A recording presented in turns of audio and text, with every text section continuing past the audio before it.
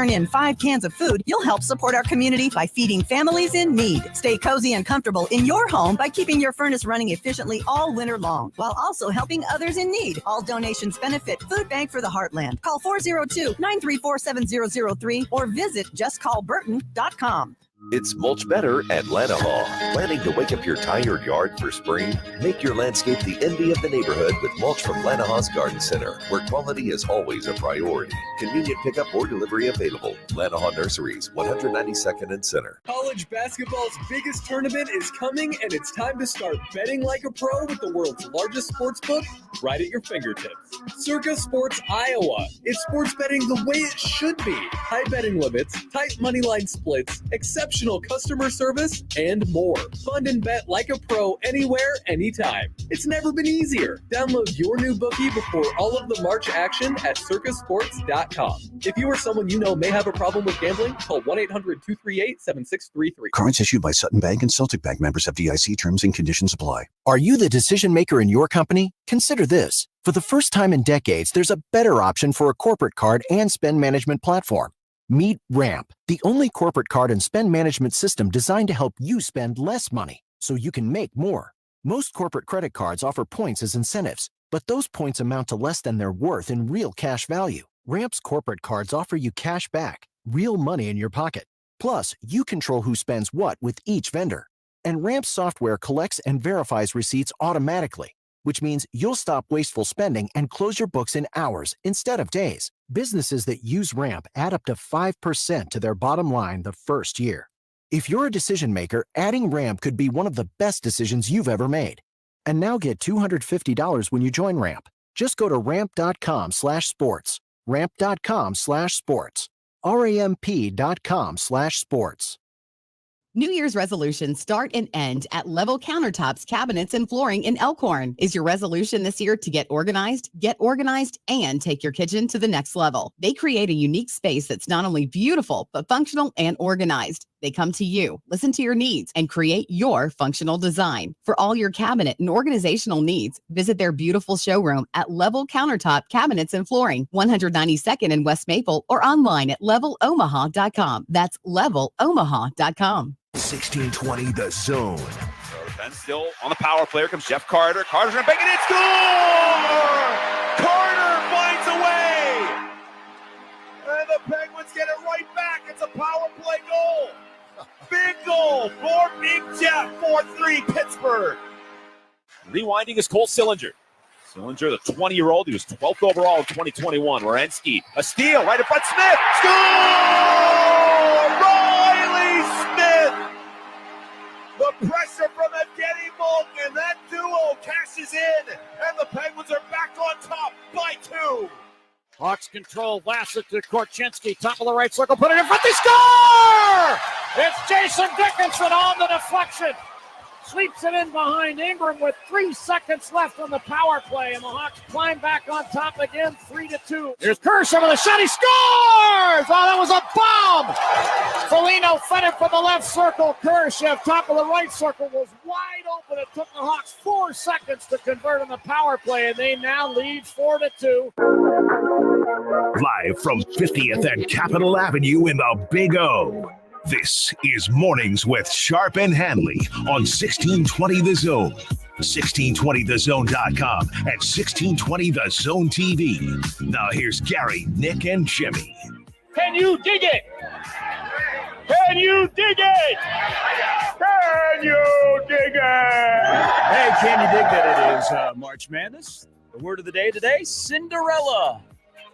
If you're out and about, and you want people to know that you are March, because I am March. You just go up to them and go, Cinderella. So is it Mornings with March and Handley? Yeah, we could do that. Okay. I like that. Mornings with March and Handley. We can get that cut. I've told you guys before, I had somebody that I met in Taylor, Nebraska, of all places. Shout out Taylor Burwell and that area. Is they named their kids after months. So they didn't have a March in their family. So then you'll never forget a birthday. They had an Augie. They had a June. I knew a January in elementary. And April. If you have enough kids, that's a real smart play because you'll never forget a birthday. Yeah, no, you know what? I wouldn't have a kid to waste a name. But there's okay. there's maybe kind of a lack of creativity there, but maybe you have a certain association to months and their names, how great they are in your world. Maybe you just really hold them up on a pedestal where we just look at them as months. I don't know. I mean, I can't get in the head of people who think like that. Maybe, but maybe October's creative. I don't know. If I was a, I wouldn't want to be July. Like I was having a kid and I thought, you know what, they got a chance to play basketball. I would name him March. How great would that be? Yeah. That kid goes on to play, regardless of level. Wouldn't it be better? Something in March. Wouldn't it be better if you're April? Wouldn't it be better if your last name was Madness? You just named your kid March Madness? Mark Madsen had a kid and named it March, so you had March Madsen, and John Rothstein just loses it. That would be pretty good. Yeah. All right. Good morning, everybody. Welcome in. It is a hump day. It is full into basketball. We are down to 328 teams are left in the pursuit to win a national championship. We had anarchy last night. We had a couple of upsets. Probably people out there have watched more Atlantic Sun basketball in the last couple of days than you ever have. By the way, shout out. FanDuel changes everything. Hey, I'm a big proponent of Atlantic Sun basketball, watching FGCU. Boy, they lay an egg. But I'm watching Stetson because Stetson and Omaha played back in December, and Omaha beat, which I thought was a pretty good team. Stetson is still alive. So I'm looking at people like, oh my gosh, look at ASUN basketball. This is kind of entertaining. That's what March is all about. You start watching leagues you've never, ever heard of. You're watching teams you've never, ever heard of. And you are losing it over questionable calls that knock people off bubbles, like what happened to Wake Forest last night against Georgia Tech. Well, did you have Art Kaluma and Hunter Salas not go to the NCAA tournament? Boy, it's sure looking that way. Great NIT matchup. Kansas State. That Tang tastes awful bad right now in Manhattan. Most predictable outcome last night, too. What did I say on Friday? Kansas would lose to Baylor in Waco. And then what did we say when Kansas State beat KU in Manhattan? We said, well, when they return that trip, it'll be a boat race. I've and it covered was. that game many times. It's the most predictable. That was like the most predictable. Yeah, result last well, night. to guarantee, isn't Jimmy, you would know, this is the resident Naismith guy, is it 40 straight years that KU has won on senior day? Something like that. Yeah, I think they said they had not lost since 83. I think it was the year before Larry Brown. That is an insane stat. Yeah. And last night was senior day, and they absolutely throttled K-State. K-State's in trouble. And it's not just this team that can't get their top guys to get going all at the same time. Man, there's a disconnect between Tang and something. They caught lightning in a bottle last year, and they had one guy who almost carried them to the Final Four. This year has been a mitigated disaster in Manhattan. Now, I still will say that was a good win by Nebraska back in December. At one point, Gary, it was the one road win. So at least we can move on from that. Like, hey, they had that night in Bloomington. And they beat them by a lot. Yeah, but they're an absolute mess. They got boat race last night. And then you had the nice Bill Self, Jerome Tang walk by. Mm-hmm. They just blew by each other as they went to shake hands. Oh, I don't shake his hands. COVID told us. Well, I'm wondering, I'm wondering if it goes back to the game in Manhattan. Oh, absolutely. There was, Tang's up in the crowd It's singing back. great song. Yeah, it's back on the mic. Hey, so this is a great time of year because you watch games you would never watch, and it's also a great time of year because today starts the Boys State basketball tournament down in Lincoln, where the road to cut down the nets for 6 teams begins. And regardless of your rooting interest, and we live here in the Metro, people got some opinions. I'm sure the North Central game is going to be a little bit heated. The football game was a little bit heated. Yeah. The basketball game will be a little bit heated today in OPS on OPS. You got one Lincoln team that's trying to hold up the banner for LPS and Lincoln Southeast. You got Bellevue West and Millard North, and people are like, please don't give me 5 straight years of this. I'm going to tell you, I don't think there will be 5 straight years of this. I will say that for a little bit later. But as the state basketball tournament begins in Lincoln for the boys, there is no greater story, and this will be the awkward part for Millard North tonight, that everybody will be cheering for Gretna. It is a great story. It is, for me personally, with Gretna and a couple of the other A teams, there are stretches. Like I've watched a lot of these kids play basketball for a long time from AAU, and you have a lot of guys that are 3-year, maybe even 4-year starters at the respective programs that are now seniors. And I say Bellevue West is like the last dance, because Bellevue West has got 8 seniors, and they went 29-0 last year. They're 24-1, I think, coming into today's game against Prep. But there's a lot of players here in the Metro that have been 3- and 4-year starters that their careers are coming to an end in Lincoln. And for Gretna with Pokorski and Wilcoxon, those guys have been here for like 7 years. I think they've been starting varsity basketball at Gretna for 7 years. But the biggest story, and really the great story, and if you subscribe to The Athletic, Mitch Sherman, who lives out in Gretna, has a great story on Gretna boys basketball. Coach Featon passed away on the 30th of December at the age of 48. Cancer sucks, and he was such a great, great guy. I mean, he was as generous as can be, and he fought a hell of a fight. And there are so many people that will feel the impact of Coach Featon long after this remarkable season comes to an end. But they went on the road, and they had to win at Army, which was not easy. And if they don't win there, their season is over. So they went out there and won. And then the great moment where his 2 daughters are cutting down the nets. That was cool. We shared that on that is the story of the state tournament, of what Gretna, that team, and that coaching staff. Bill Hurt is, he's been the right-hand man and been like a co-head coach for a while. But to keep all of them together with a really, really good team, I mean, they're talented, and to fight through all the emotions and do what they needed to do, that is by far the number one story in the state tournament. And I can't imagine they're playing Millard North, who has knocked out Gretna 2 straight years in the semis. Yeah. And Millard North is a really, really good team. And they've got, 1 through 5, they're really good. And they're going to be a favorite to have a repeat against Bellevue West in the state final. I can't imagine what's that like when everyone's rooting against you. Yeah. Well, you just get that feeling. Like you go into Pinnacle Bank Arena at 6 o'clock tonight, and you're like, wow, okay. You realize it's not. We're playing Gretna, and everybody that is not rooting for Millard North or rooting for Gretna is rooting for Gretna. Yeah, it's a different. I don't think you look at it and you go, "Oh, that's not fair." Right, exactly. Because there's a huge amount of respect throughout the Metro for what the Gretna kids in the community have done, but that's by far the best story, and I can't imagine the emotion that'll be on display later today at Pinnacle Bank Arena when they take the floor in a place where Brad was really good. I mean, that was kind of like his place to be at the state tournament and all the emotions that'll go with it. So that's going to be really, really cool.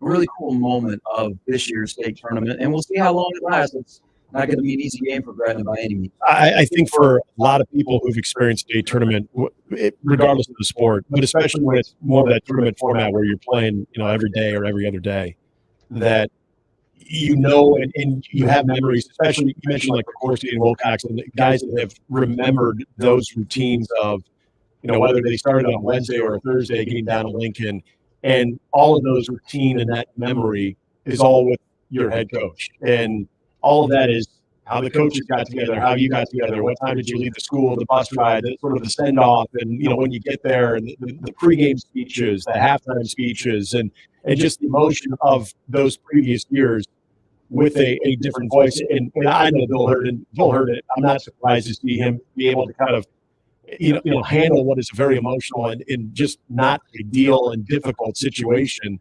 When he was on Chip Ball's staff at Millard North, you could tell he was going to be a head coach at some point as well, way back when I was around that program.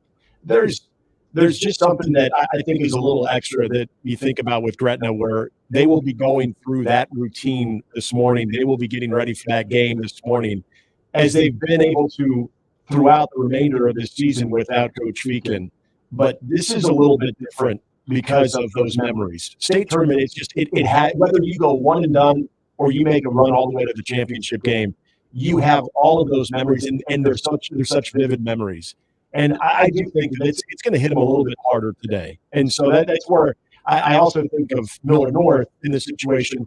You get it, you understand it. This isn't like you're going to someone else's barn and you're going to be the away team and they're going to give you the business. You understand the whole scope of this thing, and I think you kind of accept it. It's not like any other situation where the crowd is overwhelmingly in favor of the other team. This is completely different where, yeah, you kind of wear it if you're Millard North right now. And ironically, that last time that those two teams played, it was a close game. It was an overtime. And that was the first home game. Last 2 years in the semifinals. Yeah, but I mean, I'm talking about the two teams this year, playing each other. This is the Metro tournament. Yeah, and having that whole familiarity and kind of understanding what that emotion is about on the other side for Gretna. I think there's going to be that respect Millard North is going to have with what they're going through. But again, once you tip the ball, then it's basketball. It's the business of basketball, and yeah, it's pretty cool. So, you got Dirk has been a volunteer assistant, so he's on the Gretna bench. But I read this morning, and Mitch lives in Gretna, and he knows everybody, and really, really good story. And Rylan and Maylee, Brad's two daughters. That was such a cool moment. And that is the story of the state basketball tournament gets underway this morning. AC2, D2? Yeah, D2. Yep. They all play today? Mm-hmm. The rotation, and then because last year A was there. I remember. Yeah, your favorites picked. I mean, like a lot of people right now. Click. I think if you were looking at it, and again, not seeing as much high school basketball as I would have liked to, Millard North and Bellevue West right now are the favorites. And from what I've been reading and what I've been listening to, though, this is an open field. I mean, you do have the Gretna and just that whole story too, but also West Side, the way that they defend. They've got some guys. I had a chance to watch them a little bit last year too. So yeah, I mean. I would say right now, Bellevue West, Millard North look like the favorites, but as far as having a little bit more of a wide open field, I think that Central Omaha North game, as you pointed out too, that's going to be kind of fun to see. And it's weird to see. I saw this stat, which Omaha North in their history has only made it past the first round once in state basketball tournament history too. 1976. So that's crazy. Yeah, but correct me if I'm wrong. Is there a ton of basketball history at Omaha North? Probably, actually. So let me just preface before you answer that. Mm-hmm. Moving back to Omaha, you had the Patton twins, and I was like, okay, Coach Anderson was there at the time. I'm like, okay, is that like the height of Omaha North basketball? And I don't really recall like Omaha North basketball outside of some absolute legends that they have had along the way. That has ever been like, okay, it's a basketball school. I mean, they really weren't a football school until Larry Martin arrived and they started stacking championships. But have they ever really been known for basketball, boys basketball? See, it's different for me because when I was playing high school basketball, just about everybody was better than us at Millard West. And that was the time that Omaha North had Wilson Thomas. And so they had some dudes around. So it's almost like they did have some real good individuals that you remember that. But as far as them getting down to state, no, they were never really known as one of the OPS teams that would make it out. I mean, you'd always have Omaha South. That was really solid. I'll never forget Will Perkins and Calvin Strong. They had some good teams. They were always battling in some of the district championship games. They're getting out there. Then you get the Central run, too. I would think if I'm going with Omaha North state tournament presence, probably you have to go back to the Tom Lee and the women's team, the girls' team, when they had like Christy Neneman, who ended up playing at Creighton. So there's probably more history on the girls' side. The last time the North won or got past the first round of the state tournament was when Mike McGee was playing. But he was a bucket getter. The former Laker great Mike McGee. Yes, indeed. Right. Man, he averaged, and he lives here in Omaha. He's a great dude.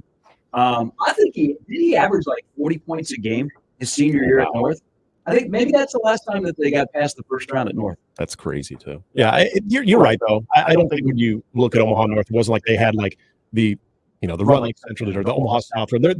I want to say when I was in high school, there was maybe 1 year in between, like when I got to high school and maybe a few years after I left, but they made it once that I can remember. So yeah, kind of thinking back, it wasn't like they've been a mainstay, but still. They've been there at least a handful of times to go back. It's obviously a big opportunity for them today. They got to take down Junior and coach in Central.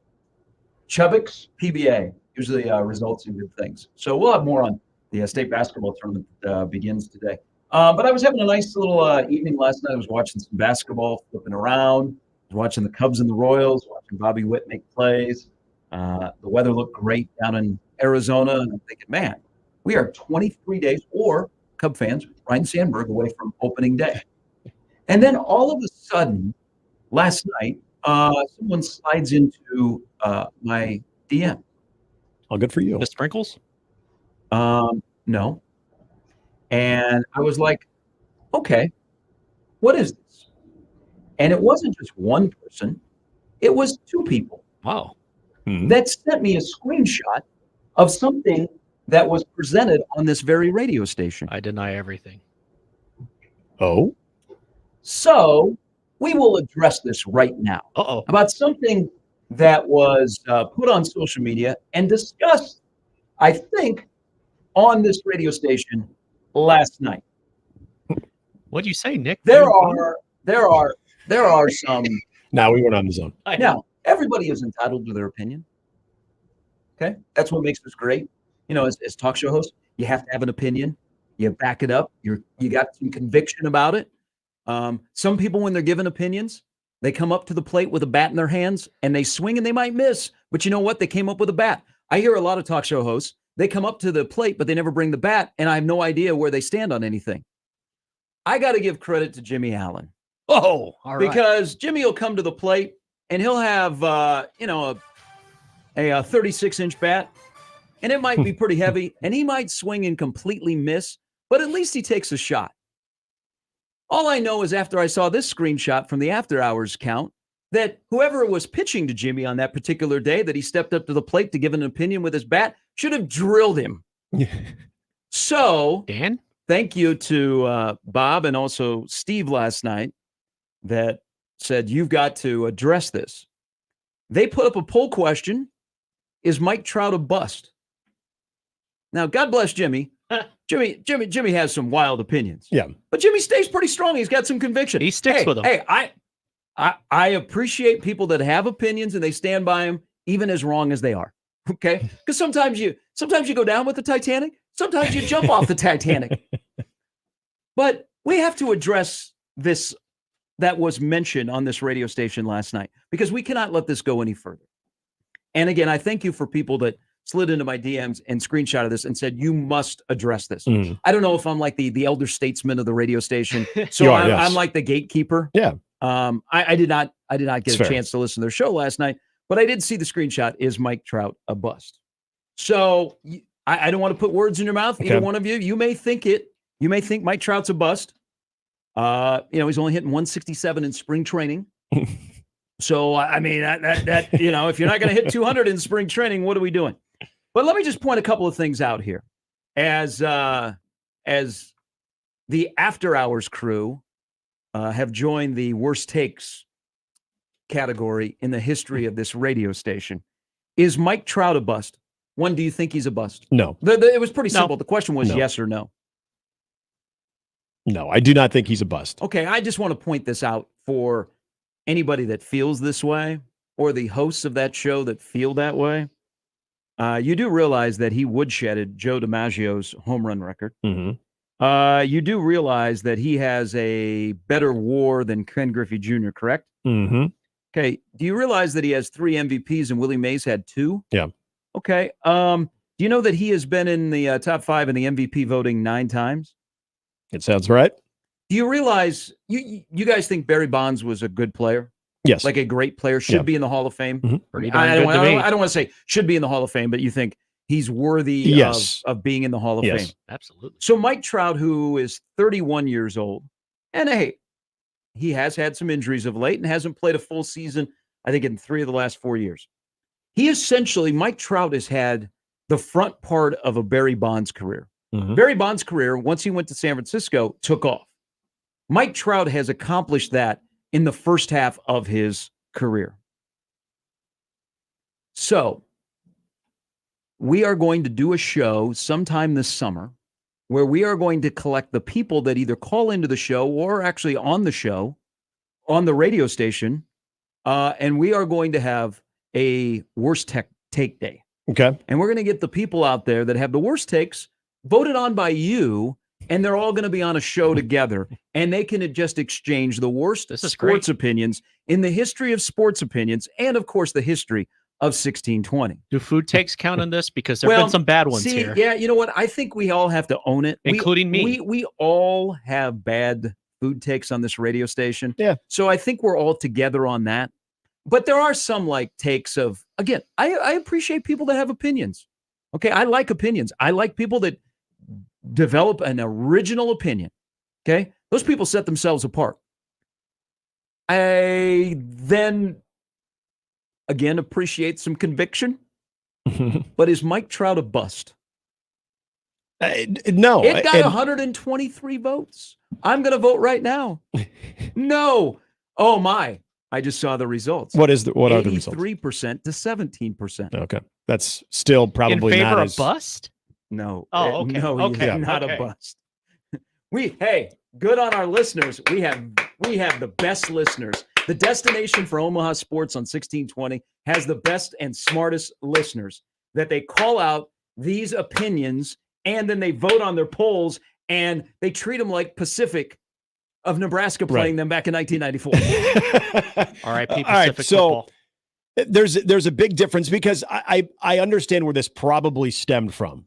And it's the same thing that I've talked about Mike Trout, but more of an Angels situation than Mike Trout for years. And that is, if you were ever to come out of a coma and you didn't know what was going on in Major League Baseball, but you heard the conversation around baseball circles, you would assume that the Angels were making a run to win a world championship and that Mike Trout was the best player in Major League Baseball. Well, one of those things is partially true, in Mike Trout being one of the best players in Major League Baseball.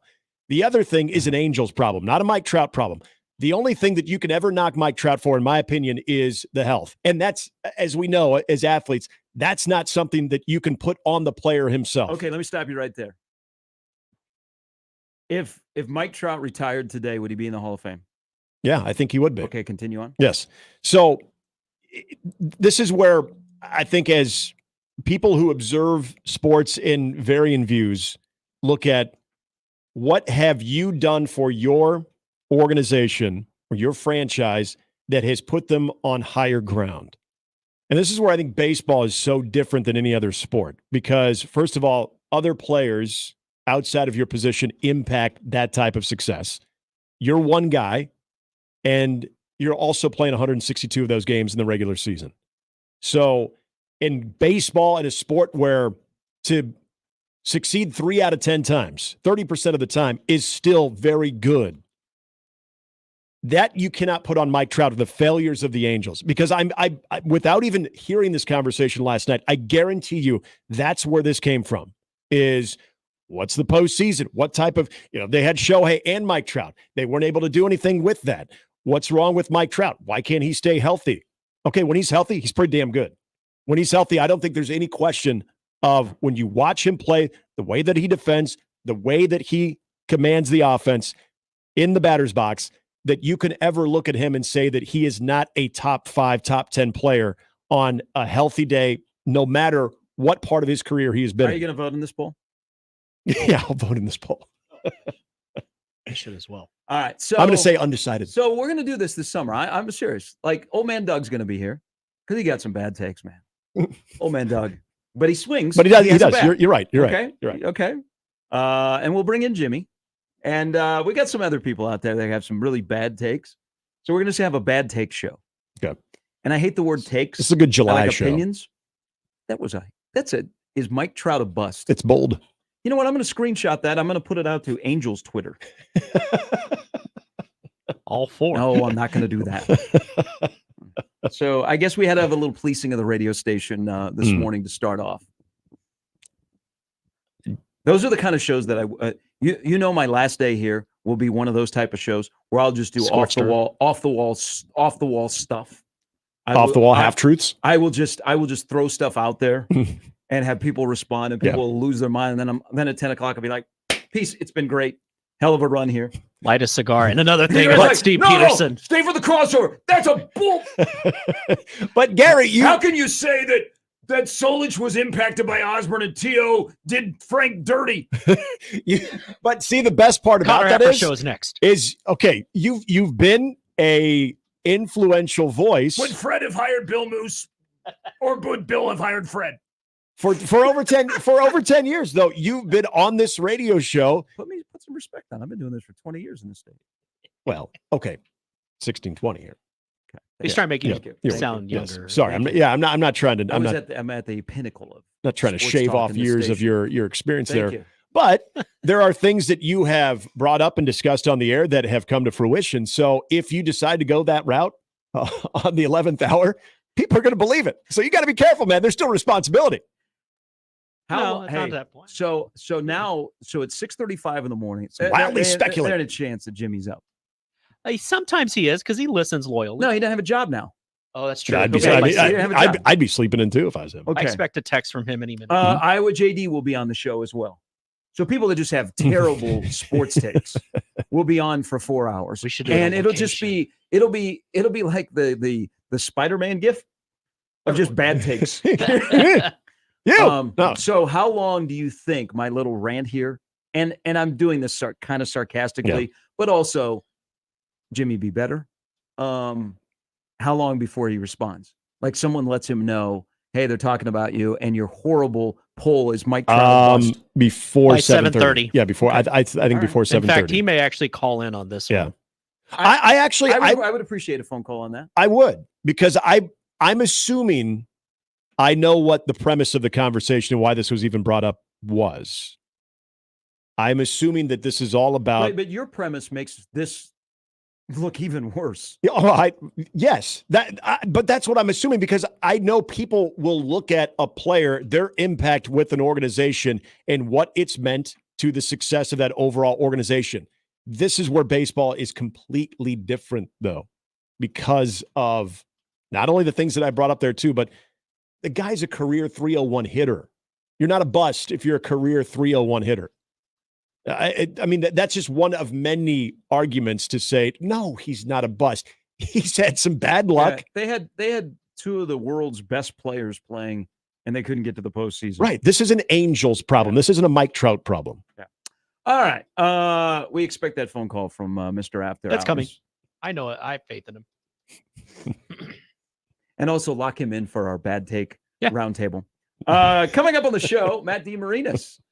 Matt, we got to sift through some of Matt's opinions. He'll join us coming up at 8. Poor Matt's like, what? Hey, now everybody's just getting voxed. Yeah. Man, I'm going to go back. I'm going to go back through and give my worst opinions.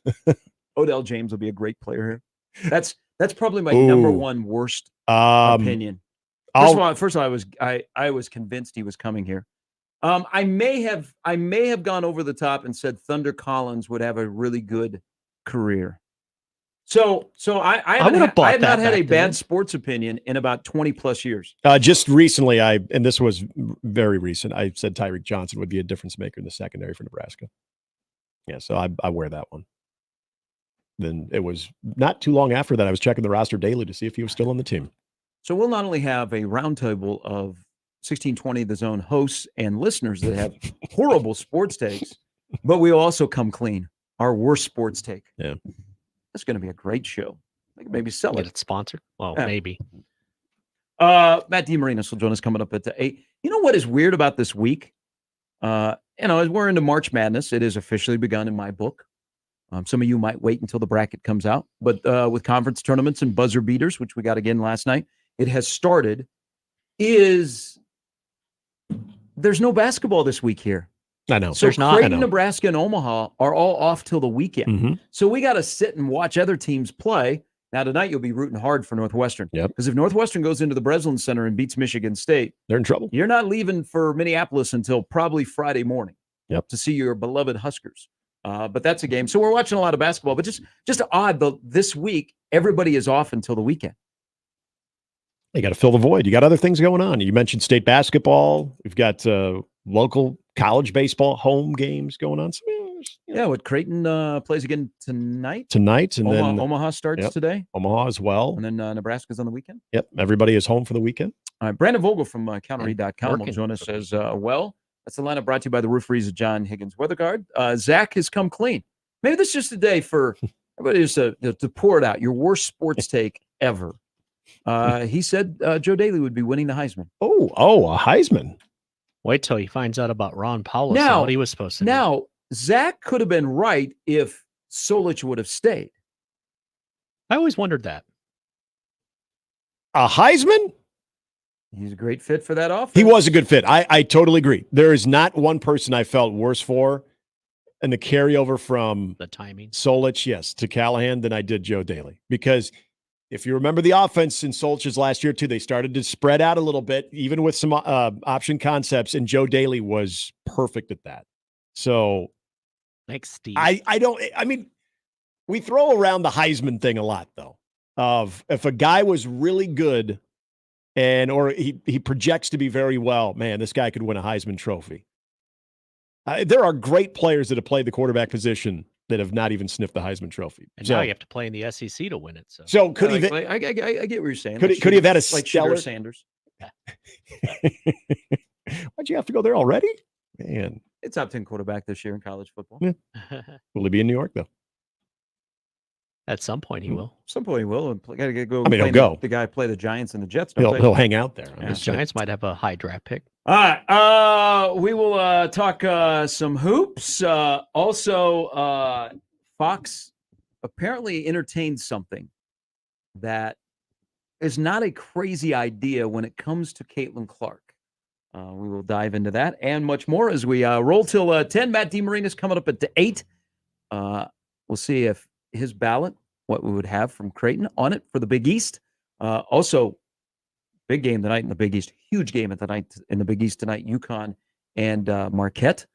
So Matt joins us at 8. Brandon Vogel stops by at 9:40. It's Mornings with Sharp and Handley at 1620 The Zone. Mornings with Sharp and Handley on 1620 The Zone and 1620thezone.com with Gary Sharp and Nick Handley.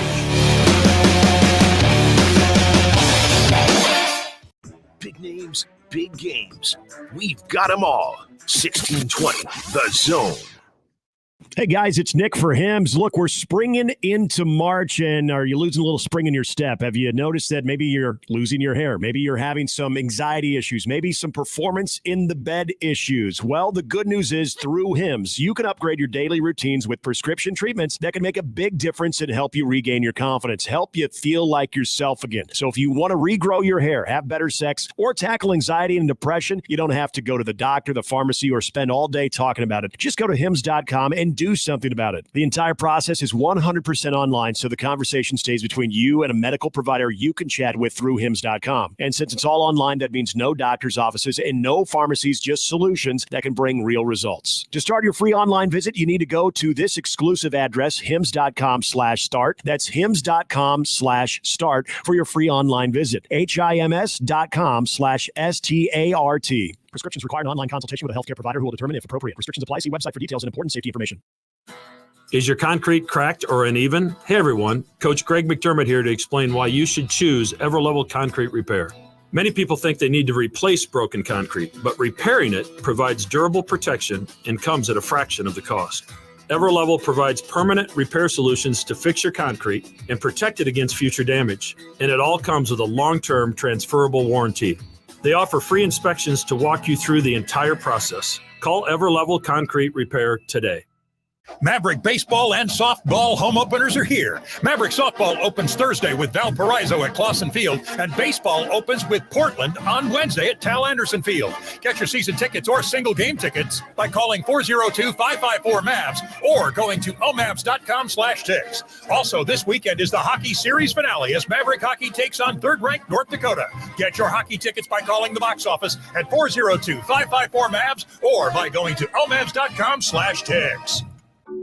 What is dedication? The thing that drives me every day as a dad is Darian. We call him Day for short. Every day he's hungry for something, whether it's attention, affection, knowledge. And there's this huge responsibility in making sure that when he's no longer under my wing, that he's a good person. I think the advice I would give is you don't need to know all the answers. The craziest thing was believing that your dad knew everything. So as a dad, you felt like you had to know everything. You had to get everything right. It's okay to make mistakes. As long as it's coming from love, then, it kind of starts to work itself out. I want him to be able to sit back one day and go, we worked together, we did a good job. That's dedication. Find out more at fatherhood.gov. Brought to you by the U.S. Department of Health and Human Services and the Ad Council.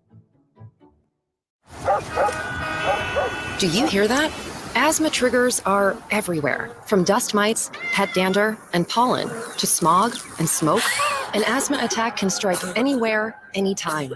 Be prepared with quick-acting Primatene Mist. Clinically proven to open airways quickly. It's the #1 FDA-approved asthma inhaler available over the counter. Primatene Mist. Breathe easy again. Use as directed. Sponsored by Armstrong Pharmaceuticals. Spring, it's the reward for surviving another winter. Fernando's, it's the reward for any day that ends in Y. Great Mexican food, awesome margaritas, and a wonderful family atmosphere. Fernando's, Omaha's favorite Mexican for more than 30 years. And we're back. Mornings with Sharp and Handley. Here's Gary, Nick, and Jimmy on 1620 The Zone.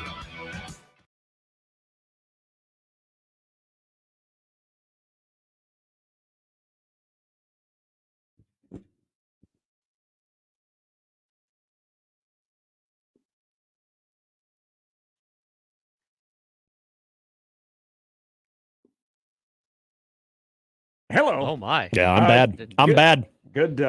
Great song though. Monday morning. Or no, not even. Whoa. Monday. Yeah. Turn back the clock. It's a bad sports take. No, I don't want it to be Monday. Wednesdays are Mondays. Down on Twitter, or Rollo Tomasi said I had a dog named Thunder and another dog named Duke. My dogs were a Husker jinx. I don't do that any longer. Irony, 9 years ago, we got a new retriever and named him Hutch. He's a white retriever. For the polar bear. What about? Now, I never thought Kurt Dukes was going to do Okay, yeah, anything here. I was. But I did think, I mean, we may have gone over the top when Bishop and I were doing Sports Nightly, and that for 53 straight days started the show with Thunder. Mm-hmm. Spoke in the third person, by the way. He was an interesting guy. Mm-hmm. And now he belongs to the state. Okay, 47 past the hour. A little bit later, we'll talk to Matt DeMarinis. It's amazing that you named your dog after Kurt Dukes. Wow. Yeah, but Duke is a good dog name. It is. It's a great dog that name. is a solid dog name. Yeah. There was a, would you guys agree this was something I brought up last night? Fritz. Fritz would be a good dog name. Yeah. There was a kid for UMass Lowell named Fritz. Named after Willie Fritz. He was Fritz Genther. Ooh. Yeah. I just thought, wow, what a good animal name. What a good dog name. Was the dog German? Was it a German Shepherd? It might have been. Natural call, Nick. He says, "Du hast to that bull." You hate me? Yeah. Isn't that what Du hast means? Yes. Okay. So he hits a home run. The pitcher hates him. Hey, I could see, because when you're trying to come up with names for kids or animals, yeah, you do start to check in on his, your favorite sports team. Absolutely, you do. So we had a lot of Brooks that were born that are in Nebraska. Yeah. We had a lot of Rexes. We had a run of Erics. Eric's such a common name. I don't know if you could necessarily say that that's a. When that started to become a popular name in Nebraska. Named after the late great Eric Gregg. No, I heard a lot of ties growing up. Did Nebraska become Ty Detmer fans? There's a Beanie Baby. Ty Hahn? Well, like if you're a big Nebraska wrestling fan, is there going to be Ridges on the way? See, there was 149 this weekend at the Big Tens between Ridge and Austin Gomez from Michigan. Must watch. There was a big Ridgeway family, by the way, in Columbus, speaking of wrestling as well, too. That was the last name, though. But when I would kind of think about names, especially once we knew the sex of the kid, I started thinking about what would sound cool if he was an athlete. Matt Suey Handley. What's the name that would be really cool if he was? So you start thinking, does that sort of sound like, I could see people talking about him, announcers announcing. When him. I was a little kid, I went to the Drake football camp. Their quarterback, who was like my instructor, was named Darrell Henry. And I'm like, that's a cool name. Yeah, it is. But then as I got older, I realized that you can't trust anybody that has two first names. Well, yeah, there is that. You shouldn't date him or trust him. Yeah. Sergeant Vest from the Bellevue Police Department says his daughter is named Devani. Nice. That's a great I've name. actually I've heard that name for a girl. That is a Mhm. great name. I'm trying to remember where I heard that. Give him a t-shirt. There was I think this was when well, heck, you might remember this too. I want to say when I was doing basketball PA for Omaha, one of the SIDs, and I think it was a non-conference opponent. This would have been a while back. The SID was named Devaney, and maybe she was from here and I just didn't know it. But yeah, I remember a Devaney as an SID. So it's not an uncommon name. And remember, Better for Sergeant Best that he did not name his daughter Bob. well, yeah, that's true. That would, I mean, what would it be like Roberta then? There are the one sport that does elicit some really good first names. So you've got Ridge is wrestling. Mhm. So you got a Nash that's wrestling. Yeah. You got a Peyton. Mhm. Someone's going to have to explain to me how Peyton Robb is seated fifth. At best, he's third. And then you got at 184, you got Lenny. Lenny Pinto, who him and Isaiah Salazar from Penn State. That should be the final. That'll be a great matchup. But wrestling, if you go through like a wrestling roster, there are some great first names. Is that just a thing? Like, how does that happen? Again, are you foreshadowing? Are you trying to set them on a path of? Well, maybe it is. It's the same thing with just the athlete thing, though. It's going to sound like a good athlete, and then they choose the path of wrestling. Are more great athletes in the sport of wrestling than there are in any other sport? At least they have cool names. I don't know. Iowa, one of Iowa's best wrestlers this year is Real. Real Woods. That's how doing it. You can do whatever you want to do, and you're going to be successful if you have that name. You better be. Just like if you're named March, you better be just an absolute hooper and ball out. All right, coming up after the top of the hour, Jimmy's got an update here in a little bit. Matt Rule spoke yesterday. Did a little interview that was released yesterday with our friend JD Pickle from On 3. Plethora of things, and of course, every question that is asked of the head coach between now and spring will be surrounding the quarterback position. So he spoke on that. We will get into what he said because he said something kind of interesting, not about his quarterbacks, but about his football team in 2024. Also, prepare yourself for maybe a Livy Dunn sighting next month in Omaha. Oh, are you taking a day off, Nick? Am I taking a day off? Yeah. I'm not the Livy Dunn. No. I mean Sharp and Livy. That's what I mean. Oh, I mean, filling in for you. I would gladly step aside. It's if, really odd. That meant Livy you know Dunn what? came It's in really here. odd. My relationship with her, which was really like starting to take off during the College World Series. No, it was hot. It was in the 80s. She hasn't gotten back to me since then. Like, she hasn't followed me on Twitter. Yeah. She hasn't followed me on my non-existent Instagram. Like, none of that. Well, are you making? I thought we had some good small talk. I made her laugh. Are you making it easy for her to find you? Then I had to take a picture of somebody from this radio station posing with her. I thought we were starting to bond. I could give her tips on Bradenton, Florida, where the Pirates are right now. But her boyfriend, Paul Skeens, who was the number one first round draft pick of the Pittsburgh Pirates, is he's dealing in spring training. Yeah. He's throwing BBs.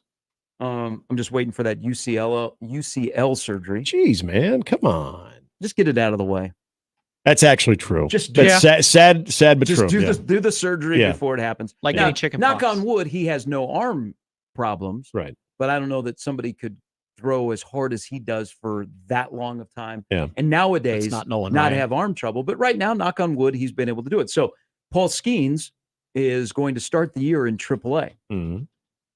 He made it as high as AA last year. Buy your tickets now, because April 23rd through April 28th, the Indianapolis Indians are going to be at Werner Park. So it's a 6-game series. And the way minor league baseball works now, you're playing 6-game series. So you see every starter. So there would be a really, really good chance that Paul Skeens will be pitching in Omaha again in April out at Werner Park. Now, I know a lot of you are like, I don't really care about Paul Skeens. I just want to know about his girlfriend. Fair. I just want to watch. She had a good time in Omaha. She did. She's did. a little more familiar with the area. Maybe not as familiar with Sarpy County as she was with downtown Omaha. She knows the zoo. But there is shopping out in Sarpy County. Just not near the ballpark. She did like the zoo. She went to a couple of different places. She did pop in at Block 16. Oh, she did? She was incognito. Okay. Do we know what she ordered? No, I have no idea. Oh, but she did go there for lunch. Now, here's the thing. She was here all week. Now, she was among you. Well, because you remember after the first couple of games where she was sitting in the stands, That she was absolutely mobbed by 14-year-old boys. And reporters? No, not reporters. They wanted us to do an interview. I know. Yeah. The only interview she did. I know. Then they because that was just driving the security people nuts at the College World Series. They moved her to an area where there would be less access. Yeah. Yeah, she was here for the whole week. I don't know if she'd come back. How great was it that she commanded way more security than what Peyton Manning did? And she did. It's true. Well, you know what's undefeated, Nick. Although you were able to get through that security wall. I was able to get through the wall to Peyton, but Peyton politely declined the interview. That's fine. But yeah, there was from what I saw around her, one of the craziest things I've ever seen. Compared to Peyton, it was unbelievable. It was probably 3 times the amount of security around her, or at least keeping an eye on her than there was for Peyton Manning.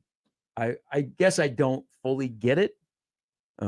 Just like if you were, I said this on air, if you're like a 14-year-old kid, like what do you think was going to happen? You were going to try and make your move on her? Yeah, she was gonna check yes on the note. You were like, hey, can we exchange numbers? Yeah. But there were like it was like 10 deep of these teenage boys that were like, there's Livy Dunn. Do you even give it, like if you're a 14-year-old boy, do you even give him your Damn, there's a 40-year-old guy that just got in there with a mic. Yep. God, what's he got on me? Now you know what to do for I had a mic. You did. That would have been great if the next day there's like 14-year-olds with like a mic posing as a reporter. Well, I saw it work with the other guy. But her boyfriend, who I hope has a long career and helps the Pirates, is going to be with the Indianapolis Indians when they come to Omaha. I can't imagine that they would send him down to begin the year in the minors and he would be called up that quickly. Not unless they're messing with his clock. Yeah. But April 23rd through the 28th, the Indians are out at Warner Park. So you'll be there. If you see her, because I feel like the more you're describing this whole relationship, I think you've kind of ghosted her. You haven't made yourself accessible. Yeah, you're right. Because I haven't gone to any gymnastics meets or I haven't gone to Louisiana. And she lives on the gram. You're not on the gram. So, that's right. You're on the gram. I'm on the gram. Like she could slide into she could DMs. go through me to get to you. But I feel like as much, I don't want to say you're showing animosity, but clearly this is bothering you that she has not really communicated since. I don't feel like you're giving her an outlet to do so. I think this is more on you. I think maybe she has. You trying to get him to join Instagram? She's like, where's that Gary Sharp on Instagram? Well, if he's not on Instagram, then he's not in my world. I'm okay. I got March to worry about. Okay, I'm going to enjoy some basketball. I don't need to worry about Libby. Okay. But Marty Cordero, that might be a nice invite. Hey, we got a nice secure place. Put you in a suite. Yeah, they can. You can meet Connor Happer. They can more than accommodate her for that. We'll put you in the Jim Beam Club. No, you know what? Put her in the main press box area. Have her sit next to Norm. She'll never come back to Omaha. But she'll get a rundown of the history of Omaha in 3 hours. I hope he's still here because that to see him in person was impressive during the College World Series. Yes, and it looks like he's throwing harder now that he's in pro ball.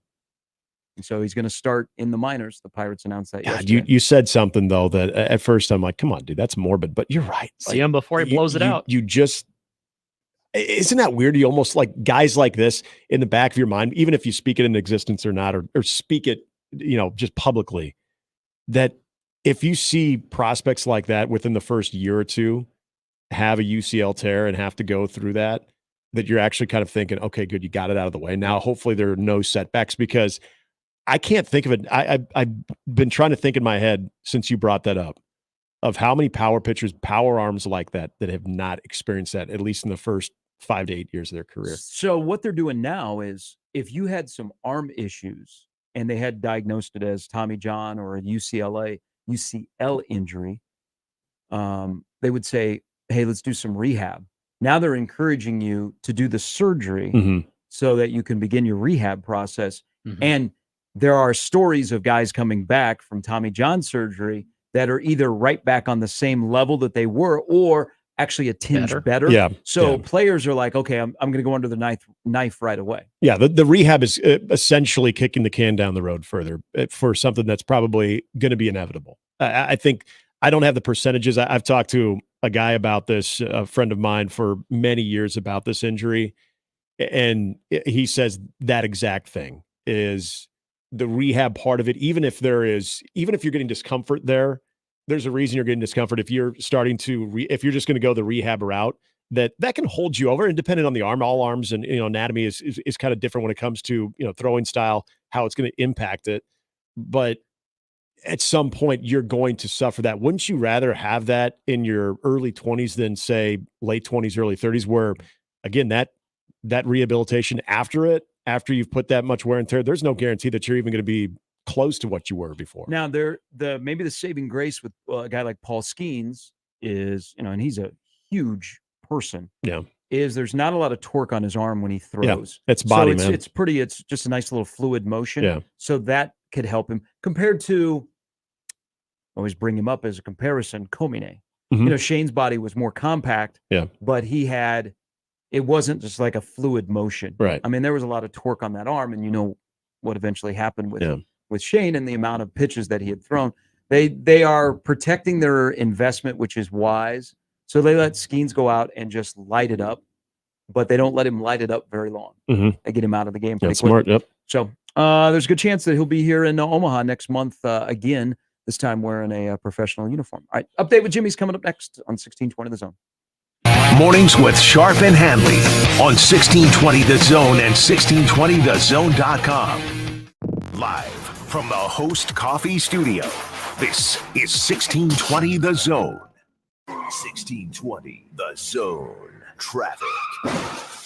From the Pyramid Roofing Time-Saving Traffic Center, it's quiet Wednesday morning in the Omaha Metro. No accidents or delays reported. A few things to keep in mind. Northbound 72nd between Dodge and Castle's got utility work. Expect slower traffic throughout the week as roadways reduced to one lane. There's road construction on Center between 90th and Padlock. Roadways reduced to one lane on both directions. Over in Council Bluffs, there's road construction on I-80. The shoulder is closed both ways from Madison Ave to Highway 6. Remember to buckle up and drive safe out there. I'm Joey Colbert. This time-saving traffic was brought to you by the Nebraska Lottery. Cash Blast from the Nebraska Lottery is back. Up until April 2nd, buy a 2x2 ticket and enter to be one of 14 weekly winners of $5,000 or $500. Details at nelottery.com. 2x2 top prize odds, 1 in 105,000. Don't miss this week's Zone Deal. This week's half-off deal is Copal Mexican Cuisine. Get $50 in gift certificates for only $25. Copal Mexican Cuisine, home of weekend brunch on Saturdays and Sundays with all-day happy hour on Sundays.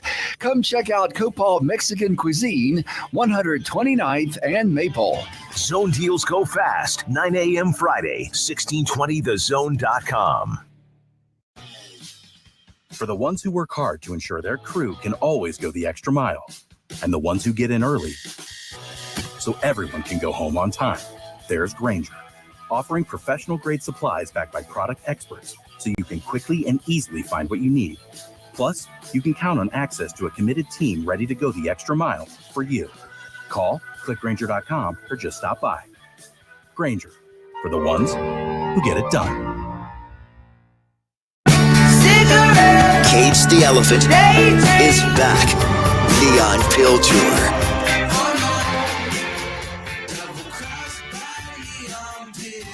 September 16th at CHI Health Center Arena. With special guests Young the Giant and Bakar. Tickets are on sale Friday morning at 10 at Ticketmaster.com. Don't miss Cage the Elephant. Hey, Omaha dog lovers, get ready for more wags and more fun. Hound HQ, your dog's favorite spot for daycare, boarding, and top-notch grooming is now open. At Hound HQ, there's plenty of space for a pup to sleep, play, and everything in between. Plus, our expert groomers are here to ensure your furry family member always looks fabulous. Join our pack on Facebook and Instagram at The Hound HQ, or visit our website, thehoundhq.com, and sign up your dog today. Hound HQ, more wags, more fun. Tickets for less. Best seats, best prices, no service fees. Shop ticketsforless.com. KOZN Bellevue, Omaha, Council Bluffs. This is 1620 The Zone. Now back to mornings with Sharp and Handley on 1620 The Zone.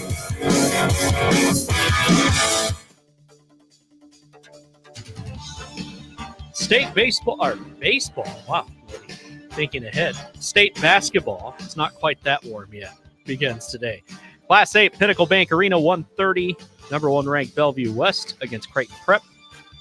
Omaha North and Omaha Central at 3:15. Then later on, Millard North against Gretna at 6 p.m., followed by West Side and Lincoln Southeast at 7:45 p.m. Fun day of basketball, not baseball, but there is baseball going on. It's just not at the high school level.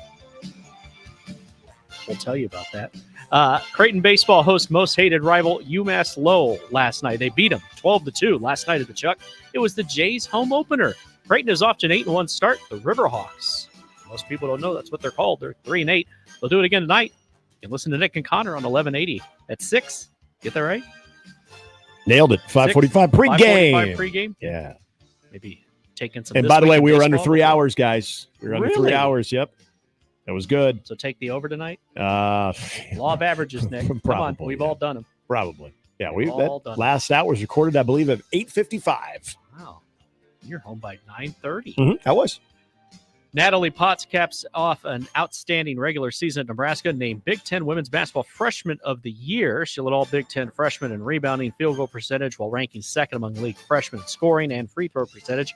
She started in all 29 games for the Huskers with 19-10. Will be the number 5 seed in the Big Ten tournament in Minneapolis. They were 11-7 in league play. Potts won 8 of 15 Big Ten Freshman of the Week awards during the regular season. Alexis Markowski captured first-team All-Big Ten honors. Jazz Shelley added second team, and then Potts was named honorable mention. Kansas scores 3 times in the first inning to lead throughout an 8-0 softball victory over Creighton softball yesterday. Creighton committed 2 errors in the first inning, opening the door to a pair of RBI singles, while freshman Brooklyn Patchett was making her first start as a Blue Jay. Creighton stays on the road as it opens Big East play Friday at St. John's. Omaha baseball hosts Portland tonight. Not sure if they're playing the Trailblazers. Speaking of basketball, for 3 quarters last night, the Boston Celtics were in cruise control, and they just decided, that's all right, we're good, as they blow a 22-point lead to lose to the Cleveland Cavaliers. That ends their 11-game winning streak, 105-104. Joey was sad today about that. I reminded him that it's March. Nobody's being eliminated from the playoffs this early. Shaka Smart is optimistic that Tyler Kolek's oblique injury won't knock the Big East Player of the Year from last year out for the remainder of the season. He acknowledged yesterday that barring a miracle or Mr. Miyagi, Kolek won't play in the Golden Eagles 2 regular season home games. One of them's tonight against UConn, which is a decently large game, and then Saturday at Xavier. Marquette at 22-7, 13-5 of the Big East announced Monday that Kolek wouldn't be available for those games and would be reevaluated before next week's Big East tournament in New York. So yeah, stay tuned. That's you never want that stuff, and especially injuries like that, because those things can linger. They don't just go away. Yeah, we'll see how Marquette responds tonight in Milwaukee. A little shorthanded. Good night in the Big East. Villanova's at Seton Hall. Those are. And there's a lot of scoreboard watching for Creighton and Nebraska, so you're going to watch to see UConn Marquette, because if UConn wins, the path to be the number 2 seed in the Big East tournament is there for Creighton with a Marquette loss. Mm-hmm. Then for Nebraska, you're rooting for Northwestern or Michigan. No, Michigan State. What am I doing here? Well, Northwestern's a half game in front of Nebraska. So you have a rooting interest in the Northwestern-Michigan State game because it could impact if Nebraska gets into the double bye or not. There's a lot of interesting things that were going on last night in college basketball. And first and foremost, so we are about to enter silly season where some jobs are going to open up. Already DePaul has opened. DePaul is god awful. I don't want to disparage DePaul, and I don't want to be. I don't want to be the 3 of us and we find 2 others and we can compete against DePaul. I'm not that person. But man, DePaul does not look like a Division I basketball team. Nope. Those guys, they look so, they're just out of it. They're 0-19. No team has ever gone winless in the Big East. And they got just bludgeoned by St. John's last night. And all of a sudden, St. John's has a new life. Man, credit to Patino. He maybe knew what he was doing with his team, because they beat Creighton, and they look pretty good. Now, I'm not going to go overboard with them beating DePaul, but they scored 54 points in a half. And if you had to compare St. John's and Wake Forest right now, you'd probably put St. John's in over the way Wake they're Forest. playing. I think Wake Forest is Filipowski has gotten to them. They have not been the same since that game. Tim Duncan. Bad karma, man. Yeah. You take out a player on the floor when you're court storming, that's bad karma. Did you hear Vers's rant on that, by the way? I did not. Obviously, I did not know this about Vers's hatred towards Duke. But, he was all over Filipowski on that one. He was all over Filipowski on that one. He said, he was very honest. He called out Filipowski on that one. You're right. I mean, it was a bad situation for all involved, but it was sort of reminiscent of, he said, you need to get your ass back over to the line and not just sit there and basically, embrace it and take it. Oh, it was a very good take on that. But you're right. I mean, as far as what Wake Forest looked like, Vers took that. Right now. So silly season. You have, DePaul is open. Ohio State is open. You've got Arizona State could open. Louisville definitely will open. Mm-hmm. There's a lot of question about Indiana. So we're getting into the silly season. Tank's going to look good at one of those places. And you have a lot of, reporting of candidates or what's going to go on. Yeah.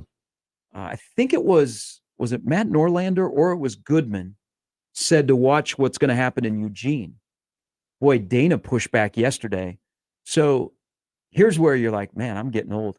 Dana Altman is 65 years old. Yeah.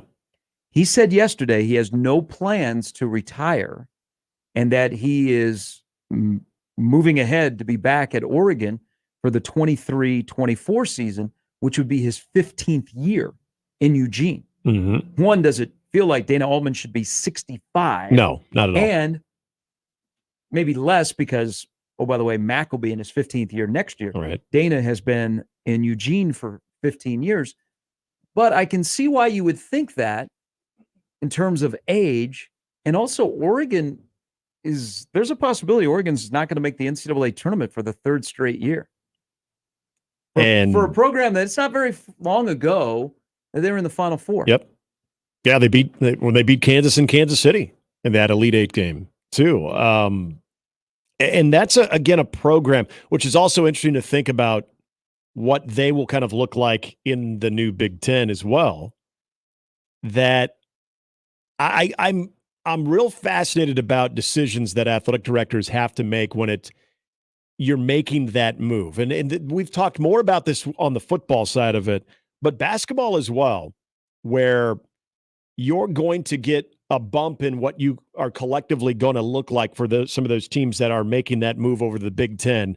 I mean, from USC, UCLA to Oregon, looking at that, and Washington as well, looking at that from an athletic director standpoint. And if that is the case, if Oregon does indeed miss out 19-10 right now, that are you starting to work out some type of, hey, let's go ahead and retire, go ahead and step away from this. We're going to go into the conference. Go ahead and retire. Yeah. Go ahead and retire. We think that would be best for all parties right now because we don't want to fire you, because we are going to take this into a new conference, a new expanded conference, and we feel like we need to do that with maybe some new blood, because that is a program, that is a basketball program that does have a lot of resources. That's a basketball program that I know the conversation around Oregon is always going to be about football, but I think there's some pride there when it comes to basketball, to the point that 3 consecutive years of not making the NCAA tournament is not nothing to them. I think on the decision makers of how they're kind of viewing the long-term future of Oregon basketball now in a new conference. But you don't have to worry about it because you're going to come to the Big Ten, and because of the Big Ten and the SEC, they're going to expand the NCAA tournament to 72 or 76. Oh, well, so it's for teams like Oregon. That's okay. The Big Ten will be always guaranteed about 8 spots Well, if you in can the get NCAA tournament. If you can get that in writing, I think Dana should be fine. Also last night in the Big Ten, so Purdue, for the second straight year, wins the regular season title. That was a great game. That was a fun late season Big Ten game between Purdue and Illinois. Yeah, I'd catch it the second half when I got back to watch that on the Peacock and give Purdue what Purdue looked like there in the second half. I know there's been in the last month people kind of wondering what they're going to look like in March. And is that a team that is going to live up to the seeding? This is, They won a again, game this year. This is where the guards, and that's why I say, I mean, everybody knows about Zach Edey, but this is where the guards come into play, that people forget that they still have some damn good players at that position and can hit some huge shots there too. So guard play for Purdue, I'm telling you, it's not dead. I know a lot of people were ready to kind of write them off like it's not as good as it was supposed to be. I mean, that was huge in that game. No, that's a terrible narrative on this radio station. Was it After Hours? Yeah, was it Jimmy? Was it, or is it Schreiner? It was a little bit of John. What do you mean the guards have been bad at Purdue this year? Not bad, but haven't been consistent and weren't necessarily holding up their end of the bargain. Yeah. Purdue's going to be the number 1 overall seed. Yes. And I even said they'll win a game this year.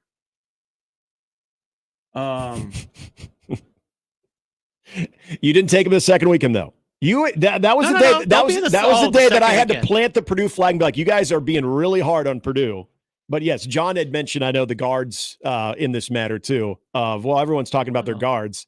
They haven't been playing all that great. We'll get to the second round, and I think the game that we were reacting to. Do people watch games that are on this radio station? I think they had an off night, but as far as their collective work, like Purdue has really good guard play. I'm actually rooting for them to go on a run because I would like to be wrong on that one.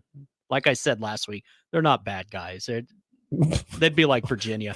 I don't care if they're good guys or They're bad good guys. They're a nice team. Like rob a bank? No, they're. What are we doing? I'll adopt. You know what? I'll adopt Purdue. Despite what I said, I won't pick them in my bracket, but I'll happily be wrong on that one. You know, I will go back to this too, and I think it was Bruce Weber talking about them when they lost to Ohio State. It was either Lance Jones or Fletcher Lawyer that he was calling out, but questioned where he had been the last couple of weeks. I think it was Fletcher Lawyer that he was talking about too. Now, Fletcher Lawyer showed up last night. Yes, he did. Fletch. A great name. It is. But even like Lance Jones, who's having a horrible game, hits a huge 3 too. So that's the thing is you can bottle those guys up. Braden Smith is always going. Are they not the best team in the Big Ten? Yeah. There's a difference between the best team in the Big Ten and who do you trust? Yeah. Because you may not trust him because of Matt Painter in the postseason. Okay. You may not trust him because you don't know how Zach Edey is going to be officiated. Okay. You may not trust him because these guards let you down last year on the biggest stage. Mm-hmm. They're still the best team in the Big Ten, but there's a separate discussion about do you trust Purdue? Oh yeah. But to say like this craziness, come on. Let's watch some games. Okay. Mm-hmm. Let's watch some games and not highlights and not rely on the net. We treat the net like it's gospel. We treat Ken Palm like it's gospel. Okay. And just put it out there without questioning some of the stuff. Now, I think around here, because we got good, knowledgeable basketball fans who watch games, they question some of the parts of the net and the Ken Palm without going, that's what it is. Yeah. We get lazy. We get lazy and we don't watch games. I like my eyeballs. Okay. Mm-hmm. There's a reason a decade ago I trusted my eyes to Kugler Vision to fix them. Okay. So I can watch basketball and I can watch things better on my television than on my computer screen looking at a bunch of numbers. Free endorsement. Okay. Yep. I sucked at math outside of Around the World with flashcards, and I was the most dominant player in the city of Des Moines. What a great game. Okay. But I like watching the games and then determining if a good team or not. Purdue is the best team in the Big Ten. They just went into Champaign last night and trailed and won a basketball game in a high-level atmosphere. It was a fun Elite Eight type matchup. Now, they got to prove it to you in a couple of weeks because of what happened last year. But for anybody to say, man, Purdue, okay, just join After Hours. Now, with that weeknights said, from 6 to 8. With that said, I don't think he's up yet because he hadn't responded. No, yeah. Okay, we got 11 minutes. Now, for the record, Jimmy did not say that. So no, but every bad take today is it's just going to be it's going to be an After Hours dump. So let me pose this question to you, because Zach Edey will be the Player of the Year in the conference again, and National Player of the Year. He probably should be the National Player of the Year because outside of Caitlin Clark, how many college basketball players do you know you can recognize? Yeah, I mean it is. It starts and ends with Zach. Okay. do we have to have a discussion when it's all said and done and we put the season to bed of Zach Edey being one of the all-timers in the Big Ten? I think so. Yeah, absolutely. I think so. Now, this is where we get into the postseason part of it will be, I'm sure, part of the discussion. So let me give you this trio of all-time Big Ten players. Who should rank higher on the list that, if you are of a certain age, Jerry Lucas and John Wooden are the two greatest Big Ten players of all time. And then you'd throw Cassie Russell in there. Okay. Nice. And then the IU guy would be like, hey, did you ever see Kent Benson? Yeah. And I'd be like, Kareem did. I'd be like, no, but okay. Do you ever see Scott May? No, but okay. I'm more of the, let's start with the Glenn Robinsons and the Calbert Cheneys. And I do remember Magic Johnson. I'm going to give you 3 post players that get discussed as all-timers in the Big Ten. Who would you put first? Zach Edey, Frank Kaminsky, or Luka Garza? Damn. Because Luka Garza put up video game numbers. Frank was pretty good. I think I'm gonna go with Frank Kaminsky, and again because I'm gonna couple his stats on top of Wisconsin at least making a deep run. So, yeah, in my opinion, I'm gonna put Frank Kaminsky. Say Frank, Edey, and then Garza. I like Garza, but I think Edey should get a little love here. But I liked Frank. Frank was good. I would not have Zach Edey very far behind. It's a toss-up. Luka Garza's numbers were incredible. I look at the teams that they were on though. It's probably Kaminsky 1A, Zach Edey 1B. A month from now, we could feel differently, and it'll be because of those other players that step up and rise to the occasion, and then Edey will just finish it off. Zach Edey would benefit in this discussion more with a national championship than Mateen Cleaves did. And that's the last time the Big Ten won a national championship. Because Mateen Cleaves is top 30 player all time in the Big Ten. I wouldn't put Mateen Cleaves in the top 15. Yeah. In this discussion, I would take Luka Garza. Really? Luka Garza's career at Iowa was amazing. Now, their team's success was not what Wisconsin did or potentially what Purdue could do. But Luka Garza's college career at Iowa City, unbelievable. Mm-hmm. His last year, he averaged what last year? He's the only guy that scored. It's true. But he was also over 20 points, wasn't he? Oh, yeah. Yeah. Easily. Because Zach Edey's averaging just under 25 right now. I think Luka Garza might have been over that. But I do think if Purdue wins the national championship, Zach Edey will be, put it in Sharpie, a top 10 all-time Big Ten player. No doubt. Yeah, I would happily eat crow on that. We need a good story. No, it's 3 really good players. It's a good discussion because of the most recent guys in the Big Ten, those are probably the 3 most likely that have cracked, and I would throw Trey Burke in there, that have probably cracked the top 20, or at least are in a discussion for the top 20 all-time players in the Big Ten. Denzel Valentine isn't very far behind at Michigan State. And see, when I think of Trey Burke, I also think of not only what he did that season, but what he did in the NCAA tournament, where, trust me, I remember. he put that team on his back.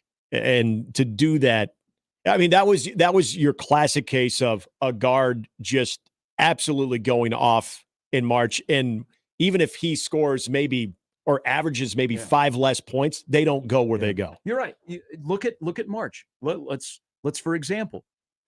And that's a Mateen Cleaves part of it too. Kemba Walker is a guy that is mentioned all the time because he got on a 6-game heater. Now, he was really friggin' good in the Big East tournament prior to that. Which started it. Yeah, yes. And he got on the heater and it changed. Kemba Walker was already good, but his status at UConn and where he ranks of all-time college players is way up there. Maybe sometimes a little bit too high, but you remember the run he went on. Yeah. Think about this locally. And Creighton's in a good spot. Creighton is in a really, really good spot. If you doubted Creighton, they have beaten UConn and Marquette, 2 top 5 teams in the last month, and they could have a chance to do it again, depending on, how the bracket plays out in New York City for the Big East tournament, which is a motivator for this Creighton team. That's something they've never done, is won the Big East postseason tournament. So you could have 2 UConn wins, 2 Marquette wins. So if you doubt Creighton, I'm going to say stop. But it all comes down to what you do in a span of 3 weeks. Look at how we feel about Shireman and his place amongst Creighton greats. If Baylor Shireman has a Kemba Walker run for 6 games, 5 games, heck, I'll even go 4, get back to the Elite 8, what that does. So you're right. So players that are already exceptionally good, March elevates them to a whole other level if they and Trey Burke didn't win a national championship. No, but you get to the Final Four. Yeah. And you got to the Final Four. I don't know if he was the leading scorer in every game, but without looking, I bet he was. And he was putting up huge numbers. Yeah, it'll change you. We had the discussion about Tominaga yesterday. Let's say Nebraska wins a game in the NCAA tournament, and it's because Casey matched his jersey number. Yep. And he went from 30, and he happened to hit a shot from the other side of the court. Yep. Because they were in transition. He said, you know what? Why not pull up from 55 feet? Yeah.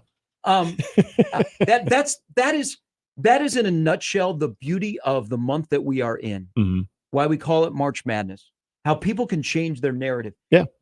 Now, and you know what's going to be kind of cool in college football? We're going to have the same thing.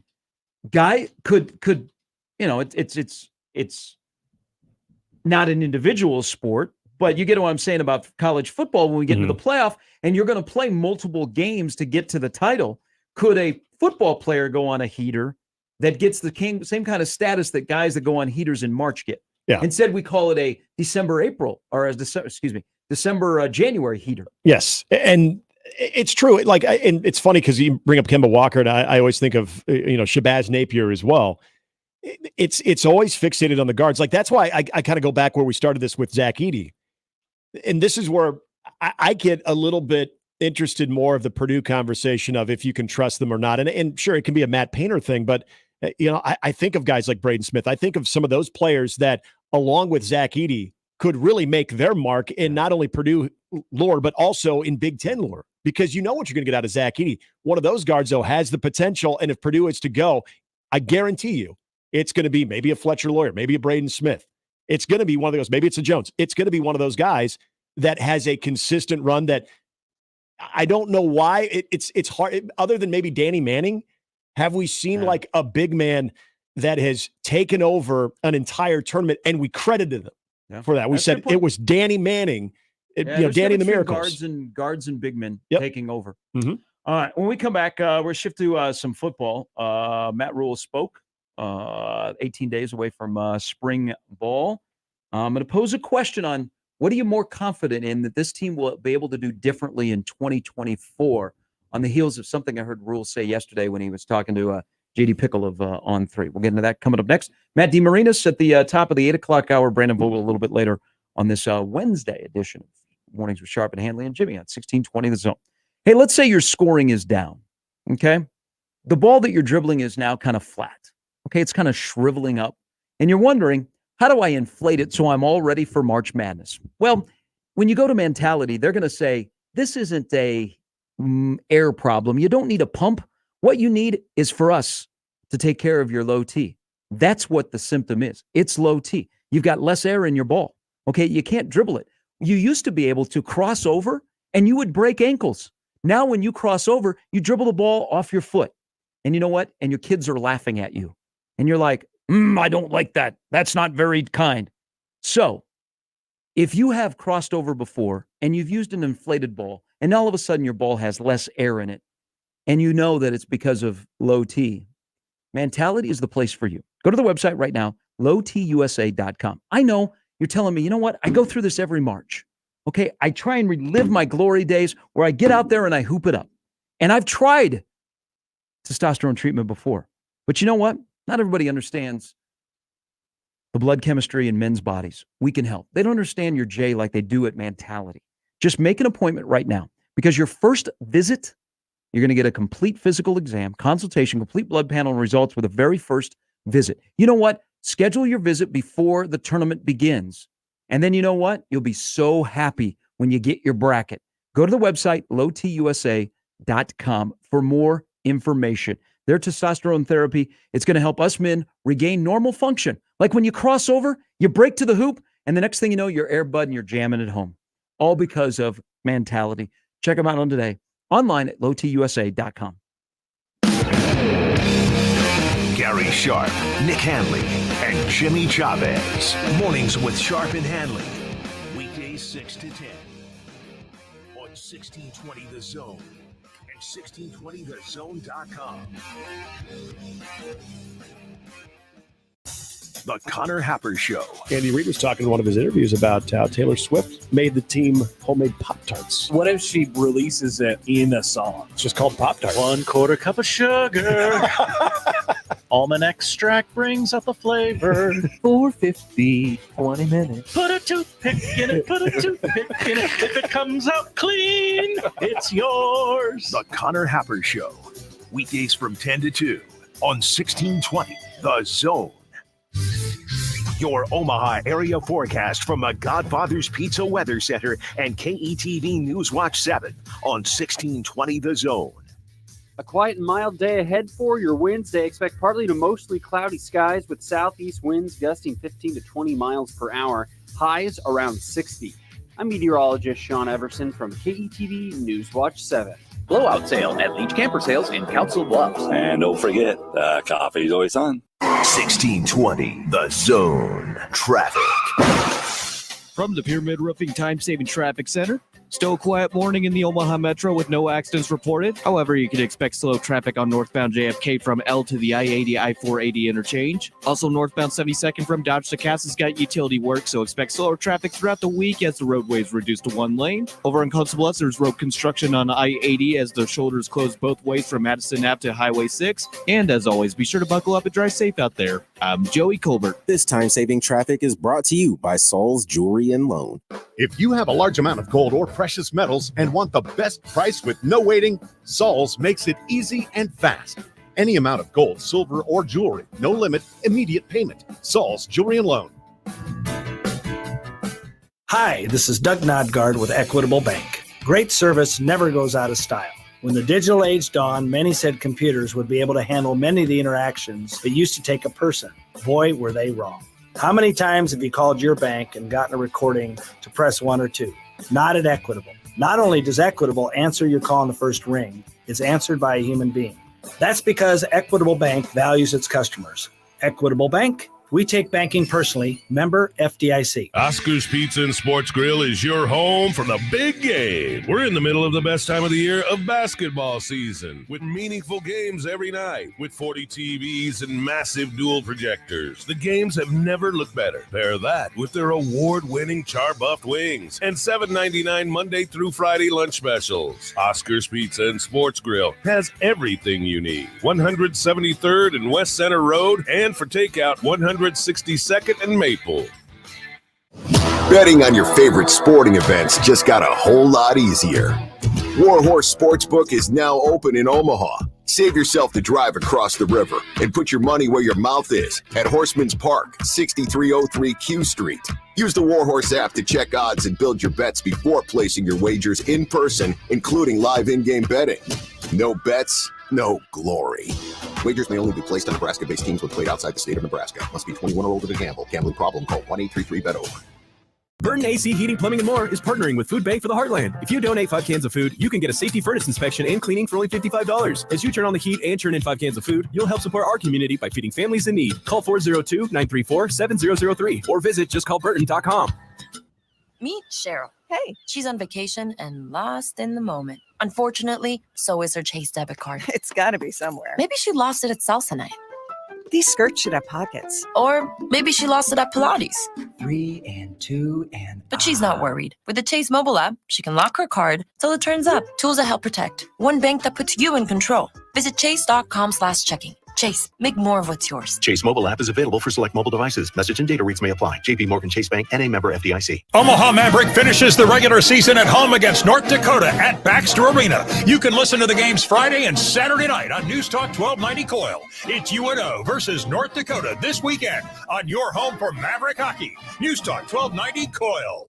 Looking for a sweet treat that will transport you back into time? Look no further than Ted and Wally's. With 2 convenient locations in Benson and the Old Market, it's the perfect place to satisfy your cravings. Whether you're downtown or in Benson, make sure to stop in. And if you're catching a basketball game, why not indulge in a delicious dessert afterwards? With over 3,000 flavors to choose from, there's something for everyone. Don't forget to check out our social media for daily flavors. Ted and Wally's, serving up nostalgia at its finest for over 35 years. Visit tedandwallys.com for more information. Roofing, siding, and gutters. Make the right call with the rooferees at John Higgins Weather Guard. Now back to mornings with Sharp and Handley on 1620 The Zone.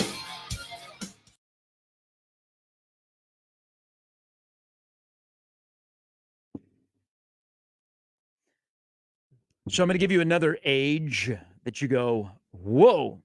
So we're just talking in the last segment, Dana Altman, who has said he's coming back.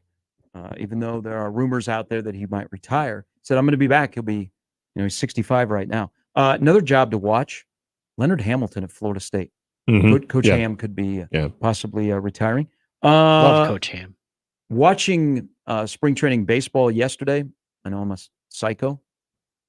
Did you guys know? Sicko. You're not a psycho. You're just yearning for warmer days and Yeah, that's true. Plus, you're doing research. Let's just call you sicko for now. You can go psychotic later. Okay, maybe I should not. That's not the right word to use. I apologize. It's all right. Just helping you out. Well, thank you. Mhm. I do. Thank you. That is nice. You are the I nice think guy. sicko's a badge of honor. Psycho, Yeah. we're going to have a different conversation. How old do you guys think Jacob deGrom is? 36. Yeah, I would say mid-30s. I thought he was younger. He's 35. Yeah, that sounds about right. I just now guessed 10 years older on everyone now because it seems like that's what happens now.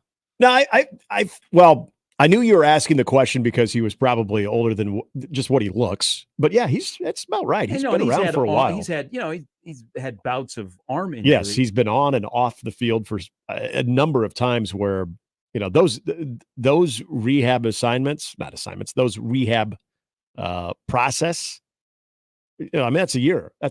And he's had multiple. So, you're shaving at least 2 or 3 years right there just of being inactive. So yeah, that's not surprising. I would have thought, low mid 30s. Looks good though. He's young. So looks young. So he's only been a major leaguer for about 10 years. Yeah. And has it been 3 arm surgeries? But I was like, oh man, it doesn't seem like he's 35. And then I had to look up what Kershaw's age is. And they're not very far Yeah, apart. he's probably 36. Oh, he's 30. Okay, yeah, he's older. Okay, so 36. Yesterday, On3 released JD Pickle from On3, who always wears a medium when he's doing his video stuff. Yeah. I was like TJ. But hey, much respect. I have a lot. He's like Ryan Russillo. I'm not gonna like look down on somebody that wears a medium. Like Kelly Pfeiffer is ripped. Yeah, if you can pull it off. Like, JD can pull it off. People get on Kelly Pfeiffer. Okay, they're like, why don't you wear a bigger shirt? You're just hating. Well, I think those officials, you have to be in shape to be an official. Yeah. By the way, basketball official. Do you? Because those are tight fitting shirts. Do you have to be in shape to be an official? So I know it's I encouraged. consider Kelly a friend, and Kelly is pretty jacked. Mm-hmm. And I think if you're an official, you love wearing the medium because you can show how jacked you Yeah. are. Look at what we got in the NFL with those officials and some guys in college. Yeah. So, but every time I see Shout out JD Mike do Dickey. something there at the On3 studios, he's always got a tight T-shirt on. Yep. But his guns are out. Yeah, he's showing the arms. Now that's okay. If you've got the guns to show, Absolutely. show it. Okay. Just because I have a boiler, above the belt buckle, I don't put it out there. Okay. So you don't need to see that. But if you got the guns, show off the guns. Mm-hmm. And so he's interviewing Rule yesterday, who, Rule is chillaxing in his office, doing this interview. And it was a wide-ranging interview. And it's a lot of the same talking points that surround Nebraska football. It starts with the quarterback.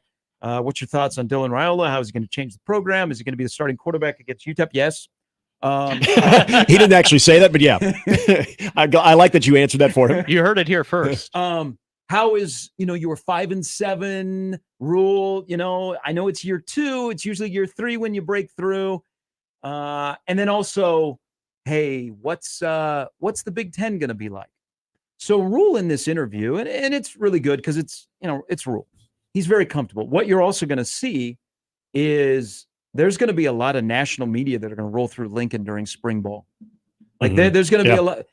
Nebraska football, because of Rule, and he's a good interview, national media types are very attracted to him. Yeah. So you don't get a lot of hit pieces on Rule right now. You get a lot of, hey man, this guy might be the guy. And so you're going to get a lot of national media that are going to roll through Lincoln this upcoming spring because Rule gives him time. And again, very accessible. Rule is a very easy interview. But in this interview, JD asked him about his thoughts on this upcoming season and how are you going to get your team's mindset ready for the 24 season. And Rule said, we always kind of break it up into 3 or 4 different categories. I think our roster, just the players we brought in, plus the development of the players that are here, is making tremendous strides. I think the team has gotten better. I think the standard that they're having for themselves is raising. It'll come down to really 2 things, the X's and O's, the football. Can we protect the ball better this year and take the ball away a little bit better? And then he went into, which is going to be a continuing thing until they change this, the mindset of losing close games. Are we going to allow ourselves to be like, oh, well, we list close games at Nebraska because we did in 2021. Why? I wasn't here in 2021. I didn't lose any close games with the guys that just came in, and the guy like this year is a new year. Now, what happened this past year? Nebraska lost close games. Yeah. Okay, you added to that list that everybody's got on a Google spreadsheet that covers or follows Nebraska football. In that one-score games. Every game puts up a 1-score loss. Yep. Okay, you probably beat that thing to death in the month of November. So, and then until they win a close game and then win another close game, this is always going to hang over Nebraska football. It's something that has been going on for a while. And you need a cut stopper that breaks through and says, not this year. Things are different. But it just can't be one game. It has to be another game. And then we get greedy because Lou Brown tells us 3 gets you a winning streak. But what are you more confident in with this football team this year as a sign of growth? That they will be able to rally and win coming from behind? And I should say, what are you more confident in? But what shows a better sign of growth? A football team that has the ability to rally and win a game, or a football team that has a lead and holds on to that lead? That's a great question. I'm going to say 16-20. I'm going to say it's the ability to come from behind and win a close game, because as we boil down the Big Ten to what it will be, you're going to trail some games. Even if you're having a great season, even if you're at a satisfactory level of what this team is, to me, that is because I feel like even in some of the Scott Frost years, I don't know why I always think of the Penn State game.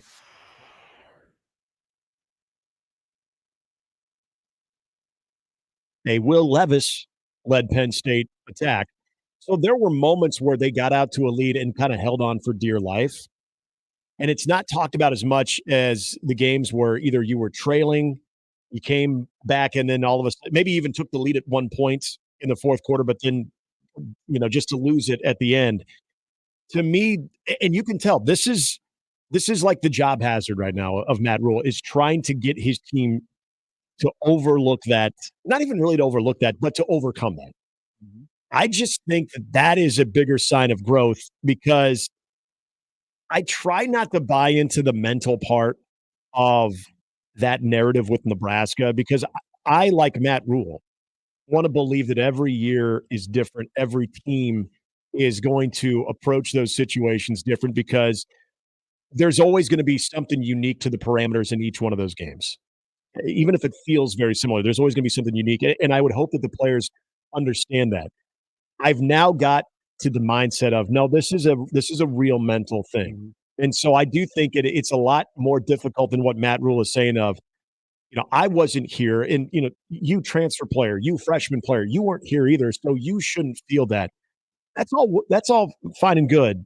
But when you have veterans that have, I think that tone is kind of set, not from the head guy, but it's set from some of your upperclassmen that I don't think they do that on purpose, but I think they just naturally feel that, and that kind of spreads throughout the team. So if you are all of a sudden able to come from behind, win close games, or if it's just a real tight game kind of going back and forth, and you have that game-winning drive, to me, that shows growth, because that shows, obviously, the most obvious part is you have the physical ability, which is obviously a great sign, but the mental faculties of being sure that you're in that position, of confidence, which I don't think this team even last year lacked the confidence. I think there were moments in a game that they lacked the confidence, the collective confidence that it was going to take to win those games, especially in November. They didn't lack confidence. They just did not have the person that, when it's the shot clock has 5 seconds on it, they have the ball in their hands and they're going to make a play. But I would say, did they have confidence in that they had that guy? They didn't have that guy. Right, they didn't. But I don't know that it was like confidence, because they tried a bunch of different players. See, I wouldn't say they didn't have confidence. I just didn't think they had the person that said, not today. Now, you're going to hear a lot when they kick off spring practice, because this is going to be a familiar theme from coaches to players, and Tony White has already kind of alluded to this, but he's not used this exact word. Their whole thing is going to be attack. You'll hear that a lot during spring is, we're not going to wait for something to happen. We're going to make it happen, and we're going to be on the attack. Okay, we're going to be on the attack. We're going to set the tone for everything that we're going to do. What we're doing here in winter conditioning, what we're going to do in spring, and what we want to do in the upcoming season is we're going to set the tone. Okay, we want the ball. We're not going to defer to the second half. Now, I'm using an analogy here. We want the ball to begin the game, and so we're going to be on the attack, and we're not going to react. We're going to attack. But here's what would be a better sign for me, because we all like come from behind wins. I mean, you remember those?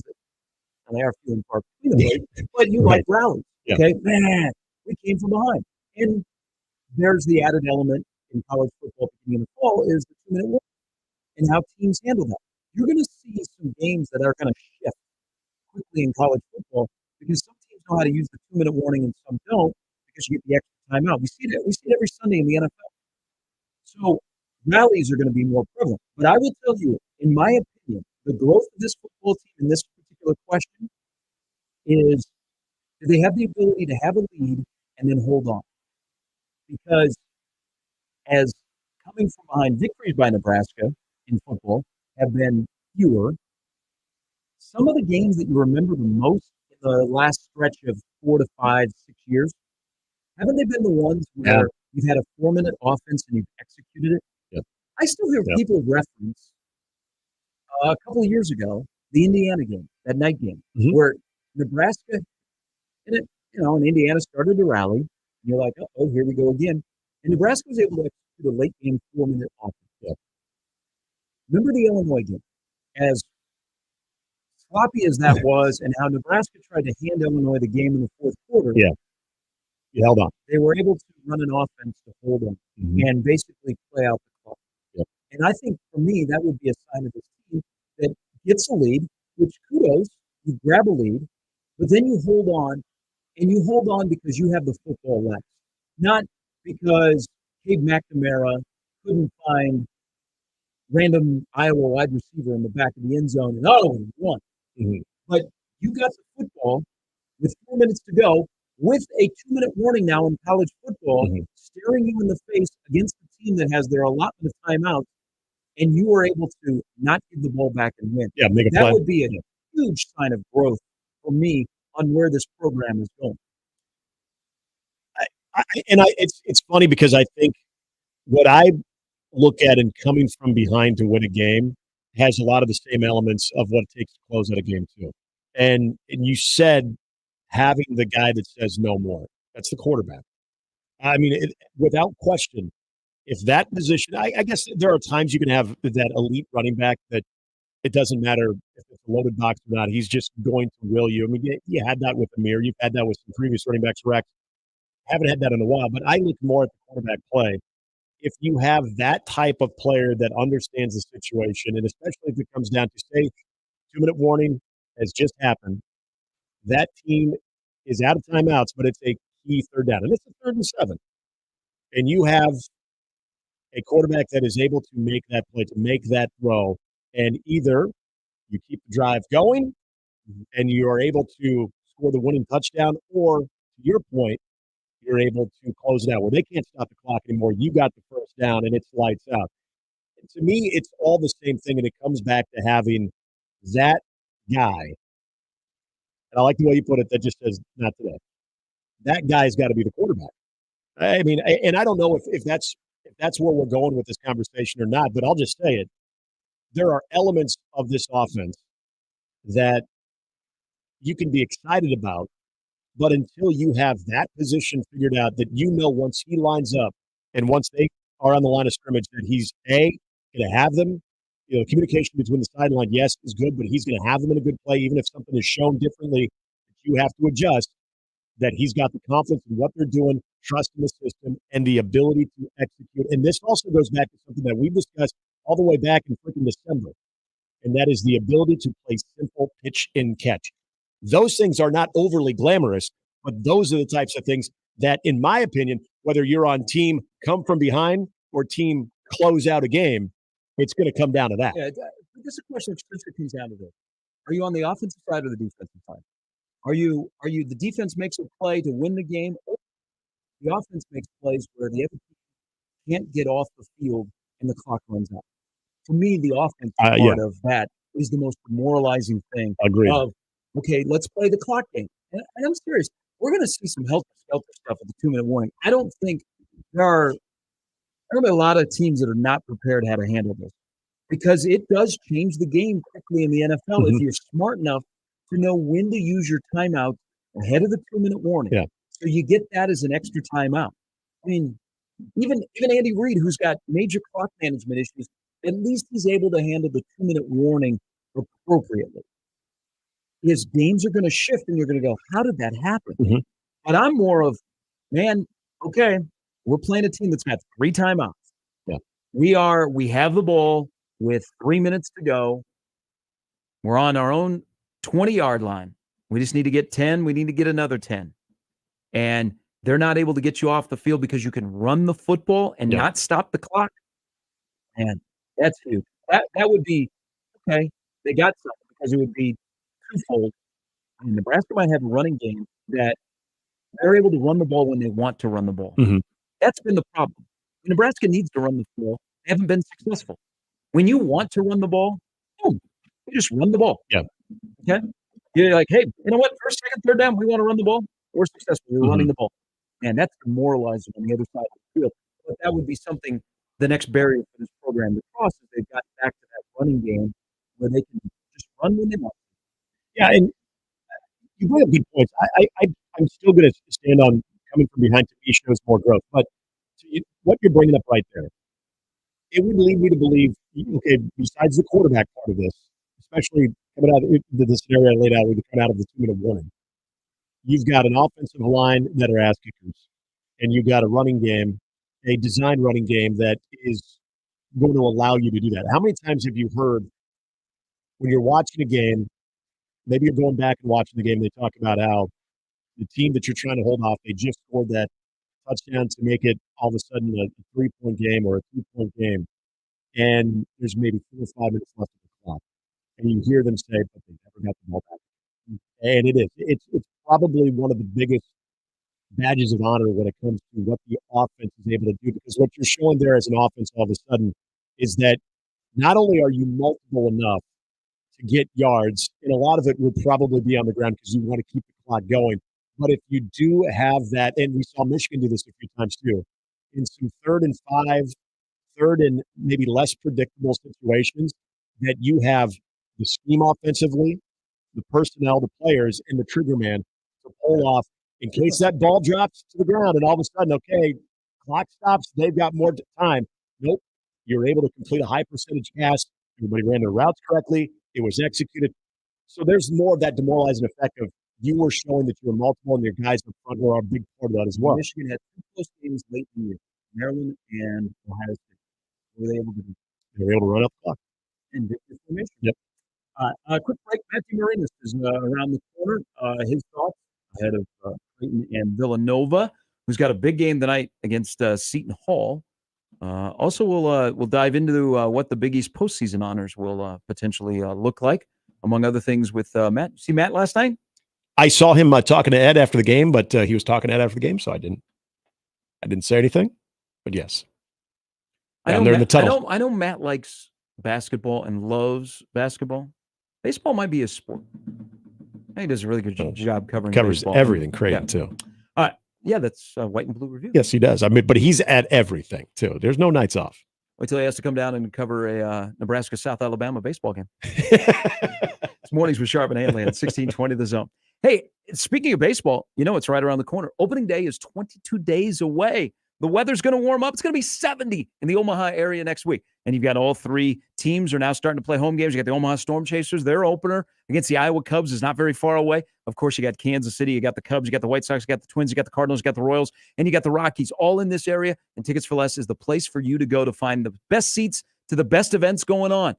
But first and foremost, can we talk about what's going on with March Madness? Because Tickets for Less is your home for March Madness. The NCAA tournament's going to be right here in Omaha, and Tickets for Less is your go-to source for hassle-free tickets. They're transparent. They got upfront pricing. They got no added service fees at checkout. They are your local ticket experts right here in Omaha. They have an office, 145th and West Center. You can also give them a call, 402-398-1999 to find the best seats to the best events, whether it be the NCAA tournament or shows, concerts, anything. Ticketsforless.com is the place to go, or their Tickets for Less app. And you're going to score a special discount when you use my promo code THEZONE at checkout. So don't miss out. Get your tickets today at ticketsforless.com. More with Gary and Nick after this on 1620 The Zone. For the Jays, the Huskers, and even you Jayskers, we are 1620 The Zone. There is only one constant in the universe, and that's change. Brent Rasmussen of Mortgage Specialists. I'm sure many of you remember the incredibly low interest rates that were available only a few years ago. Well, things changed. Now rates are higher. But would you believe me if I told you there was a time when people were paying double-digit rates? And that's the thing. Everything changes. Rates go up, rates go down. So if you're waiting for the perfect time when rates drop before you buy a home, you might miss out on the home you really want. So when you think about it, what's a thing today might not be a thing tomorrow. See? Change is good. I'm Brent Rasmussen. Call me at Mortgage Specialists, and we can show you all the details. Mortgage Specialists. Driven, trusted, reliable. Click mtg-specialists.com. NMLS number 5918, Equal Housing Lender. J-Tech Construction, the official exterior experts of the Huskers, offers exterior solutions that help you protect your number one investment. Whether it's roofing and siding or windows and doors, they're committed to excellence, quality, and outstanding customer service in every step of the process. When it's time to protect the exterior of your home, your choice is simple. Turn to who the Huskers turn to, J-Tech Construction. Check them out online and schedule a free estimate today. J-Tech Construction, the official exterior experts of the Huskers. It's Champions replacement window season, and we're celebrating with buy 2 windows, get 2 free. If your windows are drafty, difficult to operate, or costing you money on your energy bill, it's time to replace them. Champion Windows is here to help. Champion builds our own windows right here in the USA. We make the process easy. We help you choose the best design options for your home. We then build your project in our very own factory. Our install team manages your project every step of the way, and it's all backed by our lifetime guarantee. Turn your house into your dream home with more livable space in a new Champion sunroom, or enhance your curb appeal with new siding, now 30% off. Don't wait, this sale won't last long. Buy 2 windows, get 2 free, and 30% off sunrooms and siding. Call 877-GO-CHAMPION or visit championsavenow.com to schedule a free in-home estimate today. While discounts apply to our regular prices, select styles apply. Minimum purchase required. Cannot be combined with other advertised offers. See our website for details. Maverick baseball and softball home openers are here. Maverick softball opens Thursday with Valparaiso at Clausen Field, and baseball opens with Portland on Wednesday at Cal Anderson Field. Get your season tickets or single game tickets by calling 402-554-MAVS or going to omavs.com/tickets. Also, this weekend is the hockey series finale as Maverick hockey takes on third-ranked North Dakota. Get your hockey tickets by calling the box office at 402-554-MAVS or by going to omavs.com/tickets. Hey guys, it's Nick for Hims. Have you lost a little spring in your step? Is that jump shot not what it used to be, if you know what I'm talking about? Are you having issues in the bedroom? Are you noticing that there's some hair loss? Well, through Hims, you can upgrade your daily routines with prescription treatments that can make a big difference and help you regain your confidence and help you feel like yourself again. So if you want to regrow your hair, have better sex, or tackle anxiety and depression, you don't have to go to the doctor, the pharmacy, or spend all day talking about it. Just go to hims.com and do something about it. Hims is ready to help you with a wide range of health problems that are not often spoke about but fairly common. So whether you notice it some of the time or all the time, Hims can help. And the best part, Hims treatments fit seamlessly into your everyday routine. So once you get treatment, taking care of your health problems is surprisingly simple. To start your free online visit, you need to go to this exclusive address, hims.com/start. That's hims.com/start for your free online visit. HIMS.com/START. Prescriptions require an online consultation with a healthcare provider who will determine if appropriate. Restrictions apply. See website for details and important safety information. 1620 The Zone at 1620thezone.com. Now back to Mornings with Sharp and Handley on 1620 The Zone.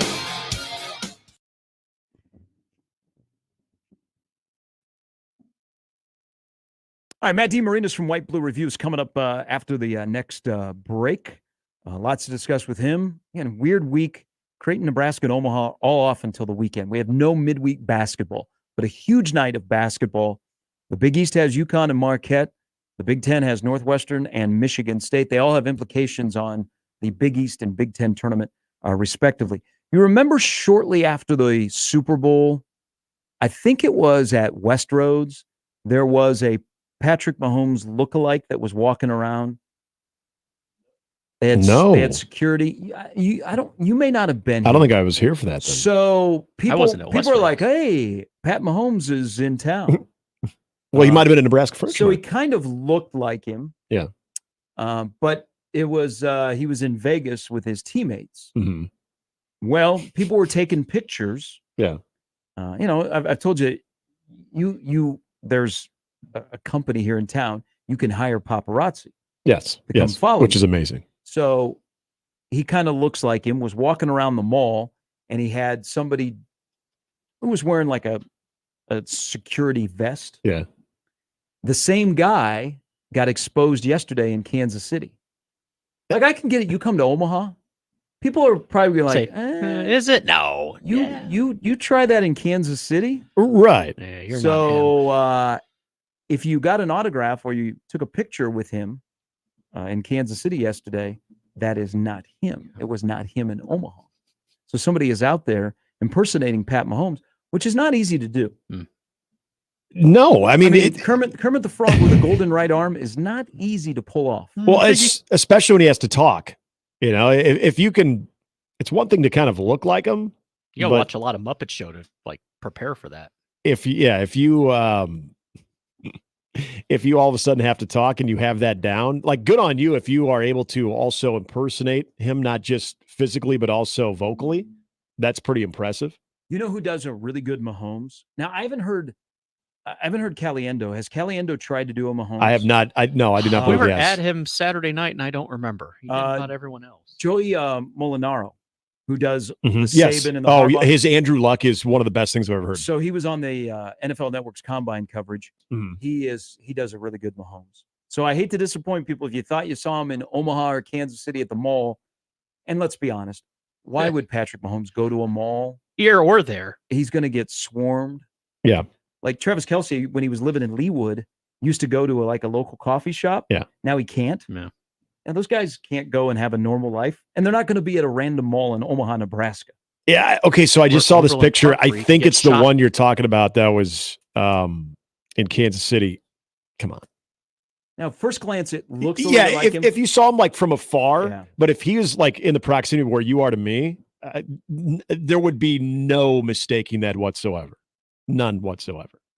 I can relate. I told you guys a story when I was at Kelly's a long time ago, and I had a hat on backwards. Pub? Yep. Okay. In Kansas City, and I had a beer Those sent over Cyclones? to me. Guy from the other side of the bar, because there was a NASCAR event. It wasn't an actual race, but there was some type of big NASCAR event going on. The guy thought I was Dale Earnhardt Jr. Why did you leave NBC? You should have milked that. Well, I got the beer, and I'm like, who's this from? He's like, oh, yeah, this is from this guy over there. He's a big fan. I'm like, what the hell is going on? I was like maybe 23, 24. Smart play, because Dale Jr. would have called you out if he would have found out. Well, the guy came over, and he goes, hey, man, I am so sorry. I could have swore you were Dale Earnhardt Jr., so I ordered you. He goes, enjoy the bucket. He goes, I'm sure this is not the first time someone. I'm like, people say I've resembled him, especially when I was like really red. And You asked him if he was from Columbus or had been to UNO or no, just I was just kind of like laughing, and my buddies just thought it was like the funniest thing. And he's like, I'm so sorry, but hey, enjoy your beer. And he goes, are you a NASCAR fan? I'm like, not really, no. Good, because you don't want Dale Jr. calling you out. Yeah, I didn't need that. So Darius Rucker, Hootie? Yeah, Hootie. There was a guy. So Darius Rucker was playing a show at Stir Cove, and there was somebody here in Omaha that was trying to pick up ladies in the old market, and he was telling people he's Darius Rucker. Was that when Darius Rucker was in town for the Stir show? Yeah, so Darius Rucker had to go on social media, and he said, hey, I apologize to all my fans out there. We have an imposter, and if you want to come see the real thing, I'll be at Stir Cove tonight. Kind of, essentially, that's what he said. All right, Matt's coming up next. It's Mornings with Sharp and Handley at 1620 The Zone. Mornings with Sharp and Handley returns in minutes on 1620 The Zone. Live from the Host Coffee Studio, this is 1620 The Zone. 1620 The Zone. Traffic. From the Pyramid Roofing Time Saving Traffic Center, there's an injury crash reported on 33rd and Q. Start expecting slower traffic on northbound JFK from Chandler to the I-80, I-480 interchange. Also on westbound I-80, slow goings from 42nd to 72nd. Over on westbound Dodge, slow goings from 72nd to 90th and from 108th to 120th. Everything else is smooth sailing. Just remember to buckle up and drive safe out there. I'm Joey Colbert. This time-saving traffic was brought to you by Fernando's. Mario Street Tacos or steak and chorizo queso blanco enchiladas can only be found in one place. Fernando's. Great Mexican food, awesome margaritas, and a wonderful family atmosphere. Fernando's, Omaha's favorite Mexican for more than 30 years. It's the most time-honored tradition to start the weekend, grabbing a cold one from a local Nebraska brewery. Let's be real here. It's cold outside, and you don't want to drink the same boring beer as those Hawkeye fans. Drink Nebraska-brewed beer, cider, or seltzers instead. Each week, we're putting the spotlight on a unique Nebraska brewery with One Beer Friday. Share your brew on social media with the hashtag One Beer Friday, and you'll be entered to win a $25 gift card to a local Nebraska brewery. Nebraska is the good life with great beer. Click nebraska.beer to learn more. Without the ones like you, who work tirelessly to keep things running, everything would suddenly stop. Hospitals, factories, schools, and power plants, they all depend on you. No matter the weather, emergency, or time of day, you're the ones who get it done. At Grainger, we're here for you with professional-grade industrial supplies. Count on real-time product availability and fast delivery. Call, click Grainger.com, or just stop by. Grainger, for the ones who get it done. We're going abroad for the first time in years, to Spain. So we started using Babbel. And started learning Spanish fast. With Babbel, you can start having conversations in another language in just 3 weeks. ¿Cómo te llamas? ¿Cómo te llamas? When you learn a language, you want to actually use it. Babbel is designed with that goal in mind. In just 3 weeks, we're starting to have conversations in Spanish. Gracias, Babbel. Babbel, language for life. Now try Babbel for free at Babbel.com. That's Babbel.com. The Zone Hotline is powered by 42 Degrees. The Source. By your mom's house. Cards issued by Sutton Bank and Celtic Bank, members FDIC. Terms and conditions apply. Are you the decision maker in your company? Consider this. For the first time in decades, there's a better option for a corporate card and spend management platform. Meet Ramp, the only corporate card and spend management system designed to help you spend less money so you can make more. Most corporate credit cards offer points as incentives, but those points amount to less than their worth in real cash value. Ramp's corporate cards offer you cash back, real money in your pocket. Plus, you control who spends what with each vendor. And Ramp software collects and verifies receipts automatically, which means you'll stop wasteful spending and close your books in hours instead of days. Businesses that use Ramp add up to 5% to their bottom line the first year. If you're a decision maker, adding Ramp could be one of the best decisions you've ever made. And now get $250 when you join Ramp. Just go to ramp.com/sports. Ramp.com/sports. RAMP.com/sports. Tickets for less. Best seats, best prices, no service fees. Shop ticketsforless.com. KOZ and Bellevue, Omaha, Council Bluffs. This is 1620 The Zone. Now back to mornings with Sharp and Handley on 1620 The Zone.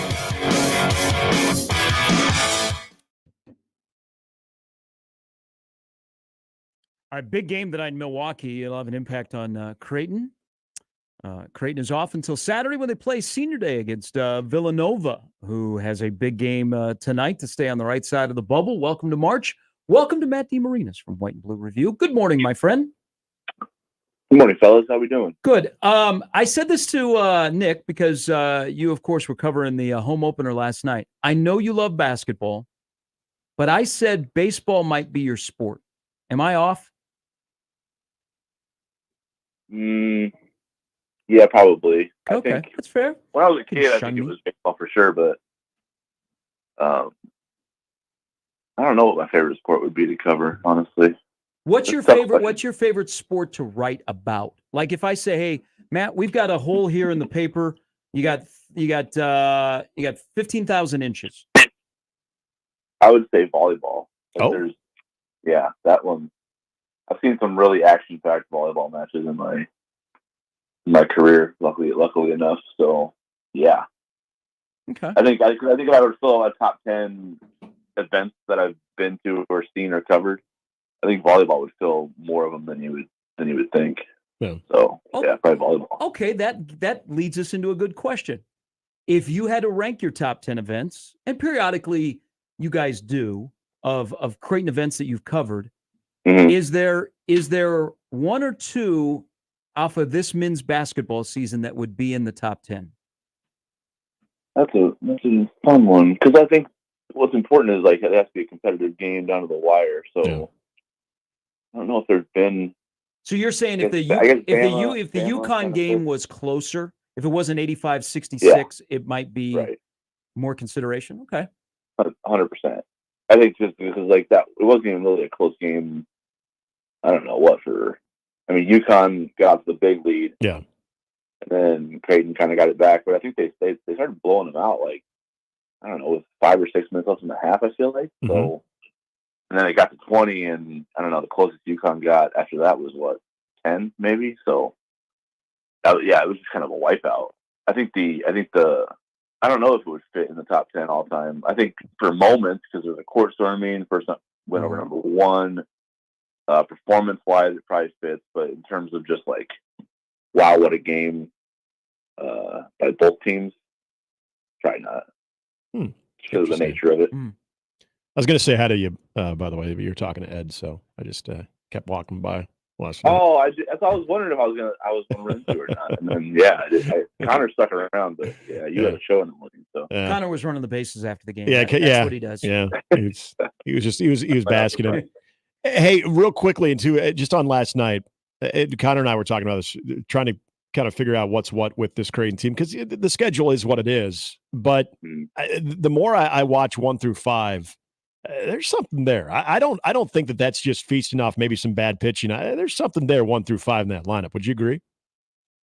Yeah, there is something there. I think the tough part about it is obviously I don't know if they've played a team that they're going to have to beat in May or June. Yeah. Possibly. Oh yeah, definitely. So well, and maybe they did, but they lost to him 12-0. Exactly. Yeah. Right. True. And La Tech put it on Xavier last night too, so that was a real deal. So, the other tough part of it is too is Jack Grace is out right now, and it doesn't sound like it's going to be a short-term thing. So we'll see what that does. He's there. I mean, he has so much experience, and is such a big-time, consistent run producer in the middle of that lineup that it probably drops their offensive ceiling a little bit, because you're wondering, you're just wondering if you're just looking at guys that you can depend on to, come up with a big hit or, change an inning or change a game with a big inning. He's definitely one of them at the top for sure. But I like what, Nolan Sailors was having a really good year last year before. I don't know if he broke his finger, but he hurt his finger pretty bad and it kind of messed up his offense the rest of the season, the last month or so. Tate Gillen, they were really excited about when he kind of, emerged last year to get into the lineup. So the fact that he's setting the table the way he is doesn't really surprise me. They were excited about him. Will McLean wasn't in the lineup last night, but Teddy Dieters was. And, both of those guys, I think, had good springs and falls that they're excited about, those transfers. So there's some intrigue there. Yeah. You're just kind of waiting to see how it translates once competition ramps up, Absolutely. I guess, Yeah. Let's go back to Saturday. Cool event. It was, what this team has meant to its fan base and the connection that they have. What a great way to go out, because it was like everybody wrapped their arms around each other and gave each other a big hug. And you said, hey, Shaka, thanks for hanging around for 35 minutes. Because they did. They did, with yeah. down 2 guys. But the last 5 minutes is all a showcase of this season and a thank you to the fans. As you look at that game, and I think you did a really good job, and others have done, of, hey, just because Marquette had out 2 guys, Creighton had to adjust and do some things that they don't normally do. And Marquette put like a Kalkbrenner in a situation where he's not used to. But Creighton hit the X button late and pulled away. Of looking back at that game, what are some of the impressive takeaways that are like, man, this Creighton team might be different because they were able to adjust and do blank? Good question, because no one is ever going to give them credit for that win, even years later. I mean, the funny thing is, it's a top 5 win because Marquette was 5th in the AP poll, so it's a historic win from the standpoint of that's the first time Creighton's ever beaten 2 AP top 5 teams in the same season. But I don't think anyone's going to remember that win as historic or notable because of what Marquette was missing, and they probably won't give Creighton the due for being the top 5 team on that day. But yeah, the dynamics were just so odd because it wasn't just like Marquette was missing 2 players; it was that they're missing their 2 best players. On top of the fact that they already have Sean Jones out and they've dealt with multiple injuries this year, so it was a really weird dynamic. But I think the thing that Creighton showed is its ability to be, I guess the best word for it is multiple. You have to, as you go through this, and if you actually have the aspirations that you do and you actually want to achieve them, you're going to have to face teams that take you out of your comfort zone. You can't just, roll the ball out, play drop coverage, sit in it all game, do what you do offensively, get super comfortable. You're going to have to win uncomfortable ways, So that was, I think, maybe a precursor for what is this next month is about to be, is just how many teams can make each other uncomfortable. And I think Creighton passed that test because they did have to adjust on the fly to a totally different style. Marquette, as they were preparing for Marquette, they were, introducing the variables for Kolek not playing, right? So they were kind of prepared for that.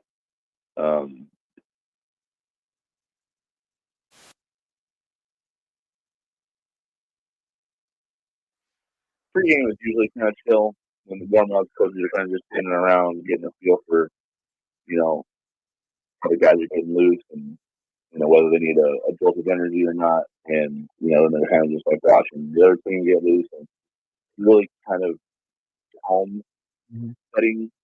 When the Oakland news broke and the Kolek news was confirmed, I mean, that was kind of scramble mode. So they really had to go and figure out a game plan.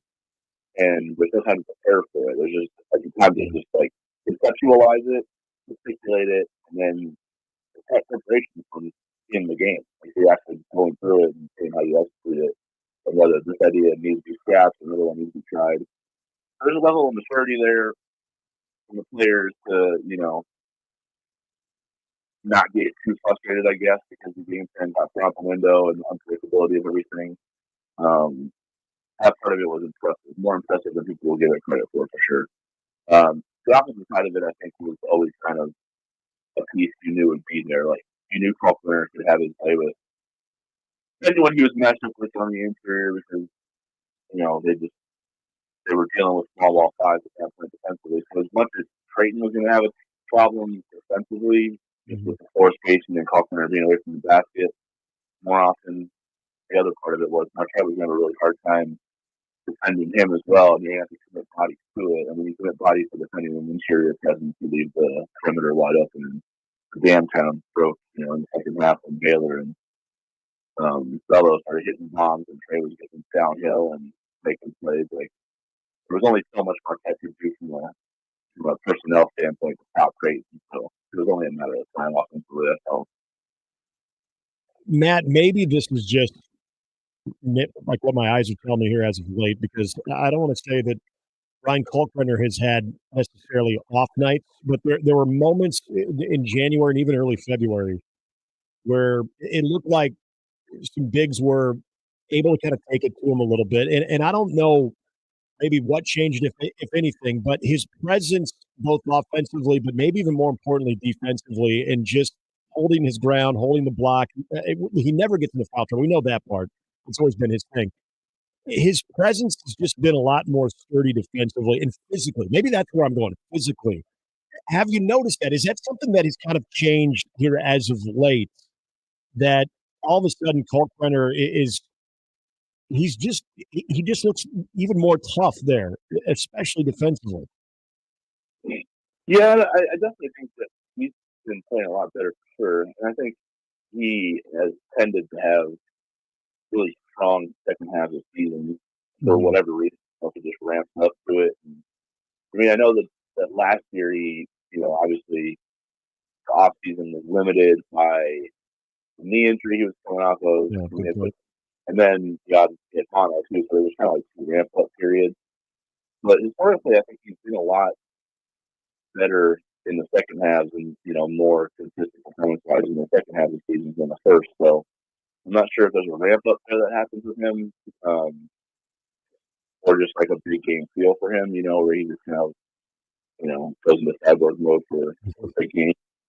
But I also feel like that's permeated the team wide a little bit. Yeah, that's a fair point. I think when you look across the board, the main guys, especially, that they're all playing their best basketball, but maybe their careers right now down the stretch. Like, Baylor Time has inserted himself into the Player of the Year race, and it wouldn't shock me if he, won it or shared it.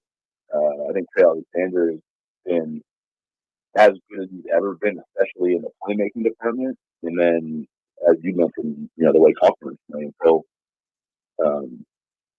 I think they're all kind of like in that mode right now, where every day you're seeing the best versions of them. I'm thinking a big component of that is that they're sure enough to know that time's running out. Yeah, together. Obviously, Trey and Ryan have options at the end of the year. Baylor doesn't, so you kind of can understand his mentality there in terms of playing like there's no tomorrow, because there's very few tomorrows left. But also, they like playing each other together. So when you factor in that they kind of have an understanding that, basically after Saturday, you're playing do or die games. Your season could end in 2 days. You could go 1-0 in the Big East tournament, you could go 1-0 in the tournament, and then your journey's over together. So I think that urgency is starting to come out, and I think it's coming out in a lot of the veterans that are having the top performance on a given night. From the coach's perspective, why would they vote for Newton as a Player of the Year compared to Shireman or vice versa? Dylan knew how funny this stuff was. I don't know. Newton, for me, his shooting efficiency isn't there, but I think he's ahead of the snake for UConn. Because look how good they were even when Singing was out. Look how good they were even when Castle was out. Caravan had the ankle injury out through. And just like through it all, every time they won, they're going to win the league going away, essentially. And I think, when you look at Tristan Newton's performances, especially in the big games, I think he's been the man. So very simple for me. I don't know if I can argue it on paper like that Tristan Newton has had a better season than Baylor Shireman or Devin Carter, or even maybe like Cam Spencer, I guess, if you look at his efficiency. But I just think when you think about everything that Newton sets up offensively, defensively, the way he affects the game on the glass, offensive floor, and just his penchant for making big time shots, I think he's the guy, but I can understand why coaches, when they're trying to game plan for how to stop UConn, they probably don't worry a ton maybe about Newton compared to everyone else that can beat them. And then when you factor in how much of a beast Devin Carter is, how tough Baylor Shireman is as well, like I can see coaches having, a tough decision there. So when I think about who's going to win it versus who should win it, I think we might come with different answers there. And this is a conversation I know we'll get into a little bit more in depth next week when it comes to the Big East tournament. We were talking a little bit about St. John's. We've seen teams more in the bottom half of the Big East at times maybe look the part for a week stretch or two. Any of the teams outside of teams that are vying for an NCAA tournament bid that are on the outside looking to have a shot, who are you most confident in right now, which is the way that they're playing? I think St. John's, I guess, because they just in a wagon right now. What they did to Butler was really impressive. I think the way they kind of took the great team over down the stretch was impressive. They've already smoked Villanova twice. They played UConn on the road. I think they could have beaten Marquette both times. The body of work there, like there's obviously that for a reason. Like they definitely didn't take care of business as they needed to get off the bubble, and that's why they find themselves in this position of playing desperate. But I think when you look at maybe the totality of who they've been as a team since they jumped into league play, especially, you can see a real team there, one that's capable of shaking up anybody in the league on any given night in any given arena. They've kind of proven that they're capable of doing that. I think that makes them really scary. Butler was that team for a little bit because they had won at Marquette. They had played Marquette. They had played UConn tough twice. They obviously won in Omaha. I don't know why they haven't been as good at Hinkle as they've been on the road. It's really weird. And they've kind of fallen apart lately defensively. So that's kind of knocked them out of that conversation. So I think right now, as a main, the Villanova Seton Hall game right now is huge to answer that question. That's going to, both of those teams are fighting for their lives as well, too. But Villanova's probably got a better body of work than Seton Hall does. Not probably, they definitely do. But yeah, I think the bubble is going to be fascinating for the Big East right now. And even going into MSG too. There's so many teams outside of those top three that you're just like, yeah, I can see them in the NIT or I can see them in the field. So you can go anywhere from there's 3 NCAA tournament teams to there's 6 or 7. That crazy right now. Hey, Big East Women's Tournament coming up this week. Creighton goes into it as a number 2 seed. But along with your thoughts on that, you're also, because as we started this and asking your favorite sport to cover, you also are a big proponent of women's sports. And I think the media deserve a lot of credit for covering more women's sports and getting women's sports where it is right now on this level. I know there's Caitlin Clark, but still, the media is covering women's sports. With that said, do you agree with that? And then also your quick thoughts on how Creighton navigates their way to a potential final against UConn. Wow, those are 2 really different questions there. Yeah, I probably should have asked them separately. let me first start with the media because you are. I'm going to give you kudos. You like covering women's sports, where the media, whether they be in the state of Nebraska, and I think we do as a whole a good job of telling the story of women's sports. It's not the most glamorous thing to cover. So, do you think the media has done a better job in helping the growth of volleyball and women's basketball, and not just it's a Caitlin Clark? Yeah, I do. I should, I should give people their props too, because I think it hit me when the Creighton Villanova game That was on Fox recently at DJ. I mean, it's not that long ago, like I said, that I can remember where I could have kicked my feet up and, and just like had, the run of press row, and then, now you're in the room. There's 3 different outlets doing posting interviews. There's multiple other outlets waiting for the press conference room for the posting thing. So yeah, it's really cool to see it. I think the thing that was always frustrating for me, and probably why I turned over to the stadium about it at times, I think it's really compelling sports, just like the men's side is. But I think if you remove just like whatever you think of as gender and limitations that exist there, I think when you look at this competition, it's really compelling competition. Some of the most exhilarating competitions I've seen in my career have been women's sporting events. That's just a fact. Like I can't. You asked about the top 10 list earlier. I wouldn't be surprised if I filled that out with mostly women's basketball games or women's sports. Like think about Creighton. The two that are incredible to me that are definitely going to be top 3, top 5. Creighton at Kansas in 2016, that 5-setter that went to 2018 essentially, and Creighton, Iowa in 2022, and Lauren Jensen hit the game winner. I mean, just I can't even. I'm almost getting chills just thinking about those events because the energy in the building was crazy. You checked every box. The match was insane. The playmaking was insane. The stars were the stars. So that's the part that was always never squaring with me was, well, if what we're doing here is about covering compelling events, then women's sports check all the boxes the men's sports do. So that was where the frustration came in. But the media definitely deserves credit for ramping up that part of it, because I think once you tell the stories, then the rest of it is easy. The rest of it takes care of itself because the product you see is obvious. And once you're there, eyeballs on it, writing about it, talking about it, the work does itself after that. So yeah, it's big time. And we're at an inflection point for all of them too. Women's basketball, softball, volleyball, all those main ones. That there's, even when Caitlin bounces here in a couple weeks, like there's an opportunity that still exists with players and great teams, and it's not coming to an end. It's only the beginning, in my opinion. And the second question was, right? Yep. Yeah, I mean, it's interesting.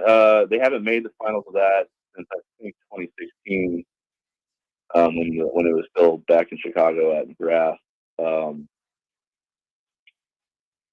And they might have to play Seton Hall for a 4th time in a row on Saturday, so that'll be interesting. Because those Seton Hall Creighton games have been really competitive, and both teams know each other inside and out. Both coaching staffs do, so I think it's I think that would be a tough game based on how that series has gone, even though Creighton has won most of it. But yeah, I mean they're on the side of the bracket that I think you want to be on, because you're not going to have to deal with Marquette or Nova, who, even though St. John's is the 3 seed, I think Marquette and Nova are probably better teams than St. John's, even though head-to-head doesn't necessarily dictate that. You have the easier path to UConn, if you will. And then that UConn game, that rematch, even though they lost by 20, I know that sounds stupid to even introduce it that way, that the game was like in balance for, a good enough stretch that Creighton, I think, would feel relatively confident in a third meeting. Obviously, winning at Mohegan is really tough. That environment's crazy. It's definitely pro UConn. So it would be a true road game, essentially. But I think that they're confident they can beat that team. It just comes down to execution and sustaining that level of play for longer stretches and not rattling when UConn goes on their runs that they're inevitably going to go on because of who they are. So, yeah, the path is there for Creighton to get to the finals, probably more so than it's been any of the last few years that it's been at Mohegan. And then, yeah, that third matchup with UConn, although you wouldn't look like Creighton's got a shot on paper based on how the first 2 went, I think that there's enough there that Creighton feels confident that they can win that game. So if they get there, they'll have their opportunity. A busy Saturday for you. We always appreciate it. Great content up at Legacies here. Matt, thank you. Thanks, fellas. Appreciate it. Matt DeMarinis, review. Good stuff. Creighton men wrapped up on Saturday. The Creighton women begin the quest for Big East tournament title. I think the difference between and the nugget came out yesterday on Fox that women's basketball on Fox, and they had a lot of Creighton Clark. Yeah. 981,000 on average compared to the men's games on Fox that are 946,000. She's the most recognizable person in basketball. I mean, if I put up a picture on the stream of Philip Howski, would people get him right away? No, unless you saw his. Yeah, unless you need footage from that. There's another part of this about women's basketball compared to men's basketball. Men's basketball, we're trying to tell everybody not to go to college and go to the NBA. Right.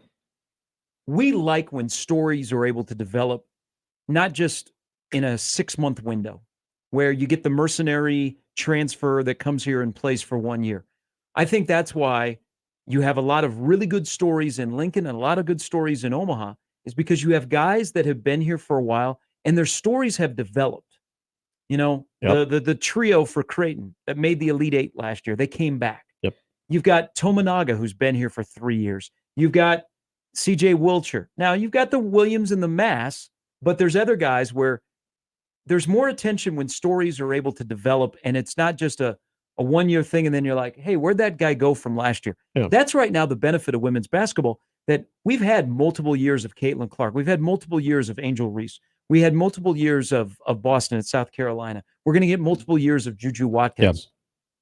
But if men's basketball could get that, and the stars would spend a little bit more time so we could develop their story, men's basketball would be ahead of women's basketball. But women's basketball is in a good spot right now. And hopefully they'll take advantage of it where we still cover it next year. Yeah. When Caitlin Clark's not around, and then we have to introduce ourselves to Juju Watkins. In the Big Ten, which I think is going to be outstanding for continuing that on. I mean, if you're looking at a player that's averaging just under 30 points a game, and now they're coming to probably a less visible conference in the Pac-12 in the way that that's covered into the Big Ten.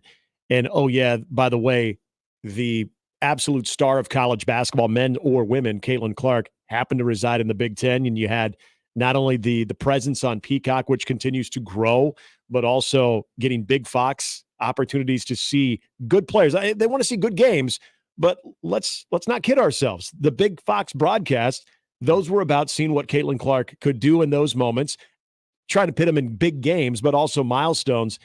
This is a great opportunity, I think, to keep that going, just with the fact that USC is going to be a member of the Big Ten, and Juju Watkins will be a part of that Big Ten coverage too. That's going to be huge. When we come back, the Big Ten men's and women's tournament is going to be up in Minneapolis at the Target Center. Was it supposed to be in Omaha? It's a mystery that is out there that we will discuss when we come back. It's Mornings with Sharp and Handley on 1620 The Zone. Gary Sharp, Nick Handley, and Jimmy Chavez. Mornings with Sharp and Handley. Weekdays 6 to 10 on 1620 The Zone and 1620thezone.com. Previously on Unsportsmanlike Conduct. And I thought the quote from Ted Carter when he was asked the controversies that have followed Ross Bjork, Carter said, "A calm sea never produced a good sailor." That made me laugh too. To which I would say, Thank you, it Admiral. makes a big difference, though, when the guy you hired is the one throwing the bombs in the ocean to make rough seas. Unsportsmanlike Conduct with John Bishop and Josh Peterson. Weekdays 2 to 6 on 1620 The Zone.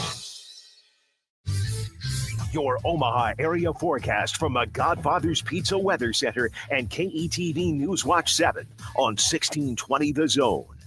A quiet and mild day ahead for your Wednesday. Expect partly to mostly cloudy skies with southeast winds gusting 15 to 20 miles per hour. Highs around 60. I'm meteorologist Sean Everson from KETV News Watch 7. 1620 The Zone. Traffic. From the Pyramid Roofing Time Saving Traffic Center, there's a crash on the ramp from I-680 to the westbound Dodge Expressway. Also, there's a stalled vehicle reported on westbound 99th and Fort. Expect slow goings on westbound L from 120th to 138th and slow goings on eastbound Dodge from I-680 to 90th. Remember to buckle up and drive safe out there. I'm Joey Colbert. Time-saving traffic is brought to you by Pyramid Roofing. If you've seen the white trucks with Rufus, the spotted dog, then you know about Pyramid Roofing. Spring's almost here. Replace your siding, windows, roof, or gutters. Call Pyramid Roofing at 402-502-9300 or visit PyramidRoof.com. Never settle for less. New Year's resolutions start and end at Level Countertops, Cabinets, and Flooring in Elkhorn. Is your resolution this year to get organized, and take your kitchen to the next level? They create a unique space that's not only beautiful, but functional and organized. They come to you, listen to your needs, and create your functional design. For all your cabinet and organizational needs, visit their beautiful showroom at Level Countertop, Cabinets, and Flooring, 192nd in West Maple, or online at levelomaha.com. That's levelomaha.com. Trees, are they all the same? Not at Lanahaw. Grown from a quality seed source, handcrafted in our local farms for generations, and acclimated to our tough Midwestern climate, Lanahaw's trees are different. Simply put, they're better. Much like our trees, we take great pride in being homegrown. Visit our garden center to find your next tree today. Rooted in quality, unmatched value. Lanahaw Nurseries, 192nd and Center. Where to watch college basketball just got easier. 72 Table and Tap is offering $2 Coors drafts with a purchase of a Coors Cup. Paired with one of the biggest TVs in Ralston is a slam dunk. 72 Table and Tap is just south of Ralston Arena, so stop in before the concert or come watch the tournament. Indulge in some smoked wings, a goldfish breaded pork tenderloin, tasty bar food, pizzas, and sandwiches. There's a reason customers keep coming back. 72 Table and Tap. Eat, drink, gather, and repeat. eBay Motors is here for the ride.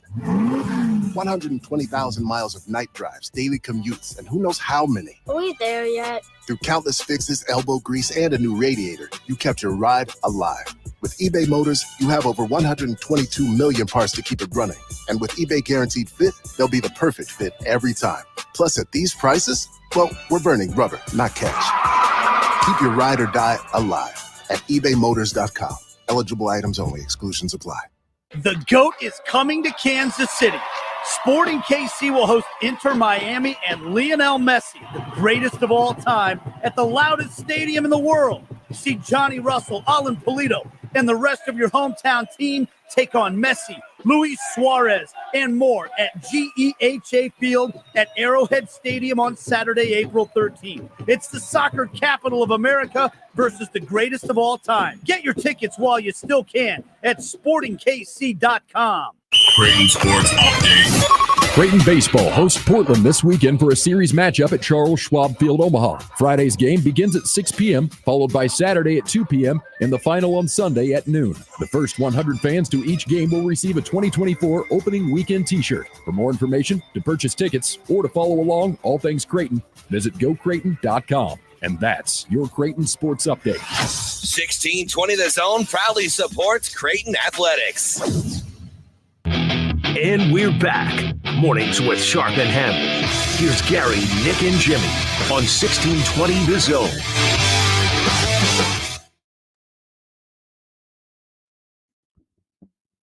All right, they're about to begin a 10-day run in downtown Minneapolis of the women's and men's Big Ten tournament. Ideal, you get Caitlin Clark, who has sold out the building single-handedly and just signed another deal today with Panini. Now I walk into Hy-Vee. Not the sandwich, right? The hard people. No, her and Dylan Raiola are similar now. Yeah, the sports cards. Yeah. Hopefully he goes on to the same type of heights that she does. But walking into Hy-Vee now, I also see her drinking Gatorade as well as over by the High Chai. You get thirsty after the Chinese food. Usually I like a soda. She's owning that place.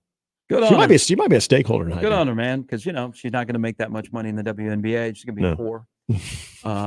But they get Caitlin Clark and then they get Zach Edey. So the two most recognizable people in college basketball are going to be playing in the same city over the next 10 days. And there's a lot of people I know that are going up that are going to make it a stay. Like, to go and watch the Nebraska women. They're a 5 seed. They're playing on Thursday, tomorrow. And then, the men, you might have to hang out and, go to Mall of America or whatever, because the men might not be playing until next Friday. But it's great for the Target Center. Indianapolis and Chicago had been the two places that the Big Ten tournament had been. Then they took it to D.C., and then they made the stupid idea of This was a Jim Delaney. Let me show you. They went to Madison Square Garden and they had to move up their conference tournament. So bizarre. The Big East is Madison Square Garden. Leave it alone. Yes. Okay. The Big Ten tried to go in there. Bad move. But I do like their move to Minneapolis briefly. You know, Indianapolis and Chicago are ideal for the Big Ten tournament. If you've ever been to them, they got lots of space. It's easy to get to, NBA arenas, blah, blah, blah. But Minneapolis won the bid to get the men and the women, and it's fantastic. People are going to have a great time in downtown Minneapolis. The tournament will be well received. They're playing all at the Target Center, both? Okay. You know, hey, this week, the state hockey tournament is beginning today over in St. Paul, not in downtown Minneapolis. The Excel Energy Center. But there's a mystery of, I've been told this before, and I've never got it confirmed. So when the Big Ten put up their championship events for bidding, I'm not sure how aggressive Nebraska was, or not Nebraska, but Omaha, Mecca was for the basketball tournaments. I do know that the Big Ten likes Omaha. I mean, they like Nebraska, period, but they like Omaha because Omaha knows how to put on events. But someone told me, this might have been Lee B. He told me back in the day when the Big 12 was, again, making a poor decision and moving it around outside of Kansas City, they went to Dallas. Jimmy, didn't they go to Oklahoma City briefly for a year? Yes, they would play at the Ford Center for a while. But they went to Dallas. Yeah. They don't care in Dallas. The Big 12 tournament is supposed to be in Kansas City. Yep. Even though the Big 12 headquarters were there. Texas doesn't care about college basketball. Now, the Big 12, I think, is making a mistake because they are putting their women's tournament in T-Mobile. It used to be a municipal auditorium. It was separate from the men's tournament going on at the same time. It was great in Kansas City, especially like if you're an Iowa State fan, because you might be playing in both finals. Yeah. But now they've moved up the women's tournament that starts today. I think so. And so the women's tournament's going to be played at T-Mobile. Yeah, no one's going to pay And attention. then when they're done, then the men will come in and play at T-Mobile instead of having them separate by about 7 blocks from Municipal Auditorium to T-Mobile. But at least it's in Kansas City. They have shuttles But between the two. I was told this, and maybe you guys heard this. Maybe Nick, you heard it more because growing up here. Lee B told me that when the Big 12 was looking to move the Big 12 basketball tournament around, men's and women's, Omaha was almost a guarantee. And something in the 11th hour fell apart that Omaha didn't get the Big 12 basketball tournament. I do remember that. Yeah, it was talked about. And in fact, it was almost as imminent as Omaha getting the G League team. There were those conversations. This would have been like pretty much in the infancy of the Quest Center. Okay. So it was pretty early on. So women at the Civic and then. Yeah. Because you still would have had the Civic Auditorium able to be used. I'm trying to remember when Ralston Arena would have opened, but yeah, it would have been Civic and back when it was the Quest Center. As far as what happened, never knew. But yeah, it was one of those things of, oh, I thought this was a thing, and then it was just never discussed again. But it was something that I know in that time of the rotation that they were essentially giving pretty much every Big 12 market a chance, or at least wanted to allow them to have that opportunity, which is interesting if that would have happened, because I get it. It's different conferences now in the Big 10. It'd have been great to the Big 12. But yeah, I think it would have done extremely well. Like they would have come back multiple years great. That's how good it would have been. I think so. And I think, and you brought up the Big 10. I mean, we see even with the, hosting the Big 10 baseball tournament, when Nebraska's not involved, I don't know how the Big 10 necessarily feels about it. But as far as pulling the event off itself, I think that's been universal between the NCAA, the Big 10, and any conference that this state has been affiliated with, that those conferences are more than satisfied with how personnel is able to pull that off. Now, the attendance is the other thing, but at the Big 10 women's basketball tournament, men's basketball tournament, I think your attendance is going to be pretty solid. When we're talking about the difference between the popularity of basketball, college basketball in this city compared to college baseball, I don't even think it's comparable, that you're still going to get a lot of public interest in the college basketball tournament. So that was a big miss. I still don't know what happened. Yeah, the Big 10 baseball tournament's not going to leave here. The 4 new programs coming in, like John Savage at UCLA thinks it's cool that the Big 10 baseball, but we know that eventually the Big 10 will have their championships closer to the West Coast. Las Vegas will be in play. I mean, they're already looking Lincoln for football outside of Indianapolis. Is the Roomba a spot for the Big Ten football championship? Big 12's at some taking media point? days No, there. we don't even know if they'll exist after a while. Yeah. But I think we have to figure that Las Vegas will be in play for the Big Ten to, make the 4 out west real happy. But we know that the Big Ten is going to expand eventually. They may add a team from down south. They may add a team from South Bend. So we got to, I hope it's always a Midwestern conference. But I think baseball has a really good shot of staying here. The question I have, and everybody wants their piece of a championship. I mean, hell, we're in a community that we have the College World Series. We used to have the Women's College World Series at Seymour Smith. Yeah. In fact, I think it was maybe 10 years ago that they finally removed the scoreboard that said home of the Women's College World Series, but that actually was there for quite a while. What the longest game ever was played here in Omaha. Yeah. I think I believe I heard that from Norm. Well, it used to be carried locally. Yeah. Didn't Torrey Pantaleon? Was he a voice of the Women's College World Series? Yes, he was. On Cox or something? Yes, he was. Torrey Pantaleon. Absolutely. So, and then softball grew, and now it should never leave Oklahoma City. Absolutely. And it never will. Right. People have wondered, hey, could you get the Frozen Four here? My question of championships that come into this city, and we've already lost the swim trials. They're trying always to bring events here. Basketball loves it here. We got the first and second round coming up in a couple of weeks. Is why hasn't wrestling ever come back? So wrestling is at the T-Mobile. The NCAA wrestling meet is at T-Mobile in Kansas City this year. And then I think in the rotation, they go back out east. They go to Philadelphia, and then Cleveland has it. And it's not open again until 27. But it has been almost 15 years since we last had the NCAA wrestling tournament. Been that long. That was wow. Iowa likes wrestling. It was 2010 because Iowa won the championship. But we have, went to Des Moines for a year. God, I thought I was back in Omaha. Last year it was in Tulsa. Yeah. It's one of the years that missed out, which would have elevated NCAA wrestling, and it was canceled due to COVID, is the setup they had at US Bank Stadium in Minneapolis. Yeah.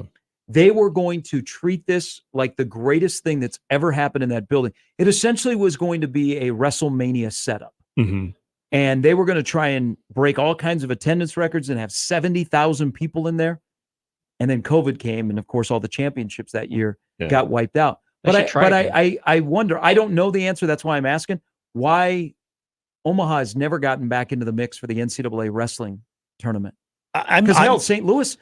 Louis has had it like 4 or 5 times since Omaha's had it. And if I remember correctly, first of all, I could have swore I was back in Omaha, and that would have been 2013. So I guess I was still in Columbus in 2010. It felt like it was more recent than that.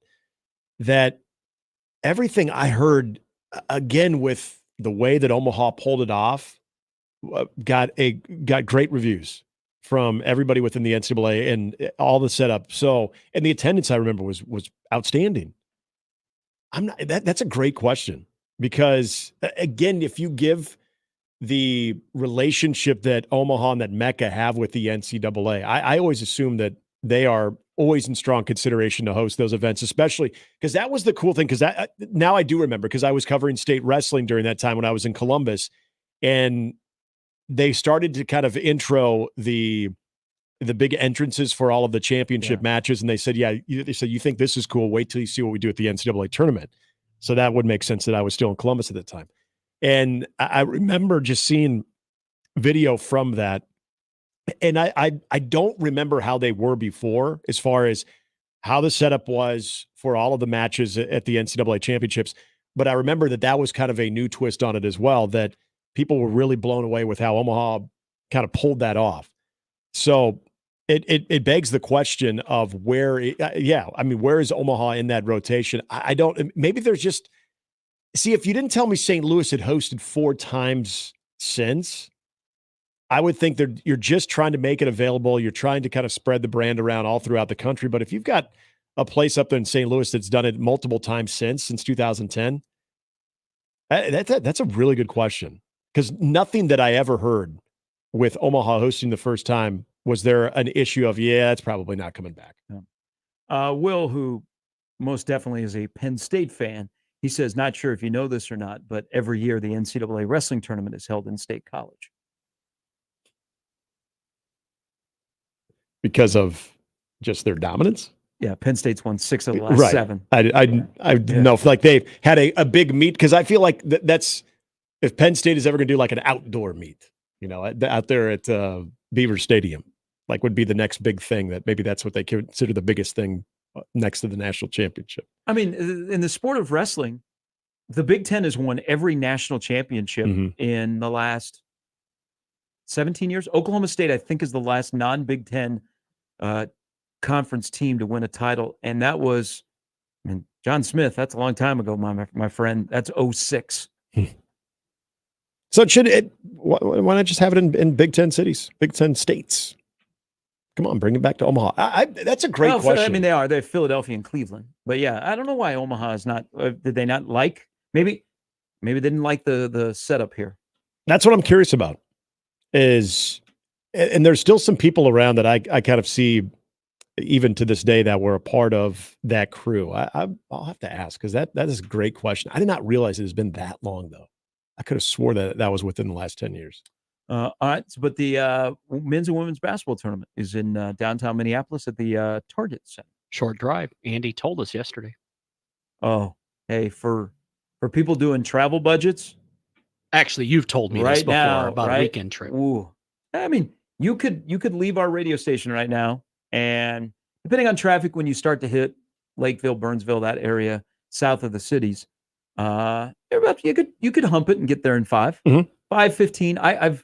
I've done it in about 5 hours and 15 minutes. Yeah. Now that stretch between Ames all the way up to even go all the way up to Faribault. That's a little bit rough. Yeah, not a lot going on there. I'm convinced I once slept while I was driving, because I don't remember when I was going to school up there, driving back to Urbandale. Yeah, I don't remember anything on that stretch. I'm pretty sure I fell asleep. Mysteriously, I did not run off the road. Oh, these sunglasses are really, really dark. Growing up, we drove through West Texas, so it can't be worse than that. Hen House, downtown Minneapolis for breakfast. You'll thank me later. Oh, Hen House, where I come from, means something else. You can buy stuff, but you got to make your own breakfast. That's right, convenience store. Okay, all right. Oh yeah, there was nothing dirty. Yeah, No. Hen House is that doesn't happen at this place. But our dog even knew the words hen house because she would pick her head up that she was going for a ride. She's deaf now. Okay, Jamie, thank you. Jimmy, the car was driving really well. Jimmy said, "Not today." Well, that ditch looks pretty good. A little bit later, Brandon Vogel. How was that? On 1620 The Zone. More with Gary and Nick after this on 1620 The Zone. Now live on Twitch, YouTube, and 1620thezone.com. Individuals and businesses with tax problems, listen carefully. If you owe over $10,000 in back taxes or have unfiled tax returns, U.S. Tax Shield can help you take back control. The IRS can seize your bank accounts, garnish your paycheck, close your business, and file criminal charges. Our team of tax attorneys can stop collections and get you protected. U.S. Tax Shield offers a price protection guaranteed quote to get you protected today. U.S. Tax Shield is A+ rated with the BBB, so call 800-466-9625. U.S. Tax Shield, 800-466-9625. You can find pizza anywhere. But when you want pizza pie piled high with more toppings, that's when you come to my place, Godfather's Pizza. For a limited time, get your hands on 2 of my large one-topping pizzas. Pick pepperoni, beef, black olives, you choose. All this food for only $30. Feed your whole mob without breaking the bank. Hey, it's an offer you can't refuse. Godfather's Pizza. Do it. The world's largest sports book in Las Vegas is available right at your fingertips in Iowa. The Circa Sports Iowa app is sports betting the way it should be. Bet anywhere in Iowa and experience high betting limits, tight money line splits, and exceptional customer service. Download your new bookie today. Visit circasports.com and start betting like a pro from anywhere in Iowa. If you or someone you know may have a problem with gambling, call 1-800-238-7633. Hear that? The sound of your antique fountain pen gliding across linen paper as you journal in the park. And if you were here, you'd be inspired by the warm breeze. But you're not here. Because your self-care happens out on the road, riding your motorcycle protected by Progressive. And the wind in your face on the road is all the inspiration you need. So if you ride, get a quote and see if you could save with Progressive, America's #1 motorcycle insurer. Now that's inspiring. Progressive Casualty Insurance Company and affiliates, not available in all states. The Zone Inbox is brought to you by Equitable Bank. We take banking personally. Email me, Connor Happer, with the Connor Happer Show at Connor, CONNOR, at 1620thezone.com. Send me your love, your hate, and maybe a few hot takes. The Zone Inbox, presented by Equitable Bank. Getting quality employees to fill positions in your company is essential, but finding those people can be a major hassle, unless you use ZipRecruiter. ZipRecruiter makes finding quality people a breeze. And right now you can try it for free at ZipRecruiter.com/radio. With ZipRecruiter, one click sends your job to hundreds of top job sites. But more than that, ZipRecruiter's advanced technology identifies the candidates with the skills you need, sends you a list of great matches to review, then actively invites them to apply for your job. And the results speak for themselves. 4 out of 5 employers who post on ZipRecruiter get a quality candidate within the first day. That's right, the first day. Now you can focus on your business and let ZipRecruiter do the work finding the best people for you. See for yourself. Experience the ease, efficiency, and power of ZipRecruiter for free. Just go to ZipRecruiter.com/radio. That's ZipRecruiter.com/radio. ZipRecruiter.com/radio. Now back to Mornings with Sharp and Handley on 1620 The Zone.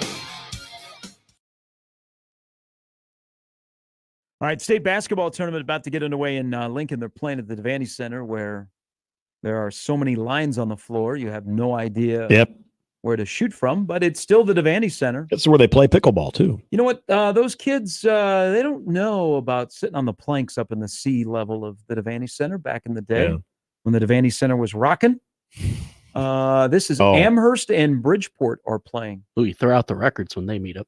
So one of my favorite tip. Thank you, Jimmy. There you are.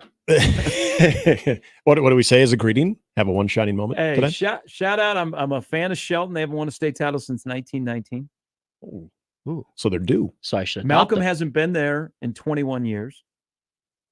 Humphrey St. Francis is going to lose their school. Yes. They have to consolidate with Lindsay. My man, Eric Kessler. Like, I want to reach out to him. Aren't they going to be a powerhouse with those two? Yeah, Lindsay Holy Family and Humphrey St. Francis covered both of those schools, and especially, I mean, in boys and girls basketball, outstanding. Humphrey St. Francis in football for a very long time, up until maybe the state championship game where you would sort of expand a little bit out of the D1 and the D2. Man, they had some really solid players. So this shows that we still are a football state. Like there's not a plethora in the state tournament of Division I basketball guys. Jaden Jackson of Bellevue West is going to South Dakota State. Jordy Ball's brother Bryson was at Papio South, but they didn't make it. Amari Bynum didn't make it. Frager didn't make it. So this is still a football state. When I got people asking me, hey, what football guys should I go watch? Because I know about West Side. Yeah, you got Isaiah McMorris is playing basketball at Bellevue West. But yeah, people are still like, hey, what football guys should I go watch play? And I'm like, come on, man. But I did say, You're fighting the good fight. And I think this will draw one of the largest crowds because a lot of people haven't seen him. Carter Nelson and Ainsworth plays tomorrow morning, and the game's at PBA. There you go. Especially on this side of the state, you haven't watched Ainsworth play maybe in person. You've only seen videos or heard stories of Carter Nelson. Maybe watch the Paul. So you're going to go watch it. But I will say, and he stands out. I mean, he's kind of a freak athlete, but he stands out because I went and watched him play around Christmas time because there are 4 guys on their team that are 5'6". Oh gosh. Like he is if you saw like the 8-man video of him playing, he like stands out even more so in basketball. But man, he's gonna be one of those dudes that's gonna be dunking at halftime of a men's basketball game. He's a really good I mean, he's a Nice. great 3-sport athlete. But man, we got to be better in this state of producing some basketball talents where I don't have people hit me up going, hey, I'm down in Lincoln. I'm trying to go. I'm trying to figure out my calendar. Which football players should I go watch? Well, when I went to the I've compiled a list. Well, Tyson Terry's not playing for Omaha North. When I went to the Bellevue West North Star state tournament game last year, Like one of the first dudes who stood out though was a rope in the middle. I'm like, oh yeah, there's your lineman. If you're a big South Dakota football fan, go watch Jacob play. There's Jacob Rope. Okay. Yeah. I mean, everybody else kind of, they at least had the body of like a basketball player. I'm like, okay, yeah. If you didn't tell me that this guy, if McMorris didn't play football, I would believe that he was just a basketball player because of his body. But a Rope, yeah, you could always tell when you're bringing the offensive lineman. I remember he's the point guard. Tim Ritter for Creighton Prep when he was an offensive lineman for Notre Dame, and he would come into the gym. You hear like, okay, that's the Notre Dame offensive lineman there. Yeah, that makes a lot of sense. Right, like when I called Corcoran's games in high school. Which one's going to Nebraska? Oh, never mind. It is sad not to see the. Is there only one Division I basketball player that's in the state tournament? And that's Jaden. Yeah. I mean, we have more in the state, but they didn't make. But Brian didn't make. Yeah, making the state tournament. Wow. Yeah. That's like back in my day. That's like old school, baby. It's like when we had to watch TJ Pugh at 6'9" bring the ball up for Creighton Prep. We will not have for the 5th straight year Bellevue West and Millard North in the final. Get ready, Saturday night. West Side Bellevue West will play for the final. That would be fun. It'll be tough to knock off Bellevue West. It is Amherst, the number 1 seed, is leading Bridgeport, the number 8 seed, 5-2. What do we got, Jim Weeks? But it's early. They're 26-0. That's good. That's a pretty good start. I like Amherst to cover here. Wow, Jimmy. Does Faux Doug Woodard has he had a line on this one? I'll go. I don't think he does non-Class A lines. Yeah. But I saw his lines today. They're pretty tight. I'm in agreement. Hey, I think it's and I'm a little bit. I apologize. I'm a little bit more familiar with A and B and some of the local teams in C1. I think the Class A tournament's going to be really good. I think there will be some really close games. There you go. There's my after hours opinion on the show. Then we talk about memories at the state tournament. Does it? You've said one. Okay, so you've got Jane Jackson, one Division I recruit that is going to be representing the state tournament. But by the way, this is just fueling the fire of Josh Lutke and Prep. Us talking about Bellevue West, but carry on. No, I'm just saying it. But as long as these games are close, you got some games that come down to the final possession. Doesn't mean it's going to be a bad state tournament. It'll be a fun state tournament. Just avoid the 30-29, 30-28 games too. Those are out. I did one of those games on KLIN. It was Lincoln Southwest or Lincoln Southeast, and no, I think it was. Well, I remember the Southwest Prep Championship game. That was Lincoln Southeast, Lincoln High. Okay, that was a brutal final. Yeah. Yeah, there have been years where that's been the case, but can we get someday? Again, you get the shot clock in. First of all, can we get away from the 9 a.m. games? Yeah, especially for championships, because I'm watching. Was it the D1 girls game last weekend? And they're shooting in the Devaney Center at 9 or at the PBA at 9 a.m. And I'm like, can we get them back to like 10? Yeah. Can we buy a basketball floor at the Devaney Center? I agree. Seriously, it's very loud. It's very obnoxious. It is, Nebraska volleyball has their own floor they put down and then they pull it up. This is the rec court. Yeah, it's got lines all over the place. You have no idea what's going on. This is where you're playing intramurals and you got the hoops on each side as well. Those things are lifted up. And like the All Valley tournament. You brought up the. Well, look, it doesn't. I mean, this is the state tournament. Hey, I fought forever. I'm on, I'm on the wall at the NSAA for this is the guy that we don't like. that got out of high school gyms and trying to get away from those that got us now in a 4-day tournament now. Now I'm going to get on them because we're playing at the Devaney Center, and I love that they're at the Devaney Center. It'd be easier if we were at Pinnacle Bank Arena for all week and we could start on Monday, but I get it. People travel a long distance that have numbers on their license plates. But the Devaney Center has lines going everywhere. It's the state tournament. That's true. Hey, Woodhouse. Buy NSA a basketball buy a floor. court. Yeah, I will throw this out as well because you brought up they'll never know the joy of the rickety wood bleachers. Having the bleachers, even with their new ones, pushed back on behind each goal right now. No, that's where the student section resides. I don't care if you're at Pinnacle Bank Arena or if you're now at the Devaney Center. You got to have those. God, there were some great games though in the Devaney Center back in the day. And also, hey, so you people at NSA can take me off my picture off the wall. I think this was NSA pushed. The finals are up on YouTube. Oh, nice. Oh, it is glorious to see a young John Bishop. Yeah. And then some of I saw that the other day. Some of the great finishes of all time. Like, I mean, Wahoo? 89, 90, we had a nice little stretch there of some incredible performances. Wahoo, Millard South. I think that was in the same state tournament that they both won on. They didn't play each other now, but they both won on buzzer beaters. Wahoo had like a 114 game win streak at one point there in that stretch too. Pius the 10 said, "Not so fast, my friends." Yeah. Yeah, there's one from 07 on there, and I was like, "Is that Bishop? Oh, he looks like he's 18 years old." Speaking of that, All I remember is Bernie Inbody. This is Dennis now. Speaking of that team, Jason, his son Marcus, is the top scorer in the state tournament for Wahoo, which death taxes in Wahoo playing in the state tournament. And a Glock. All being responsible. Last hour will include a visit with Brandon Vogel, 1620 The Zone.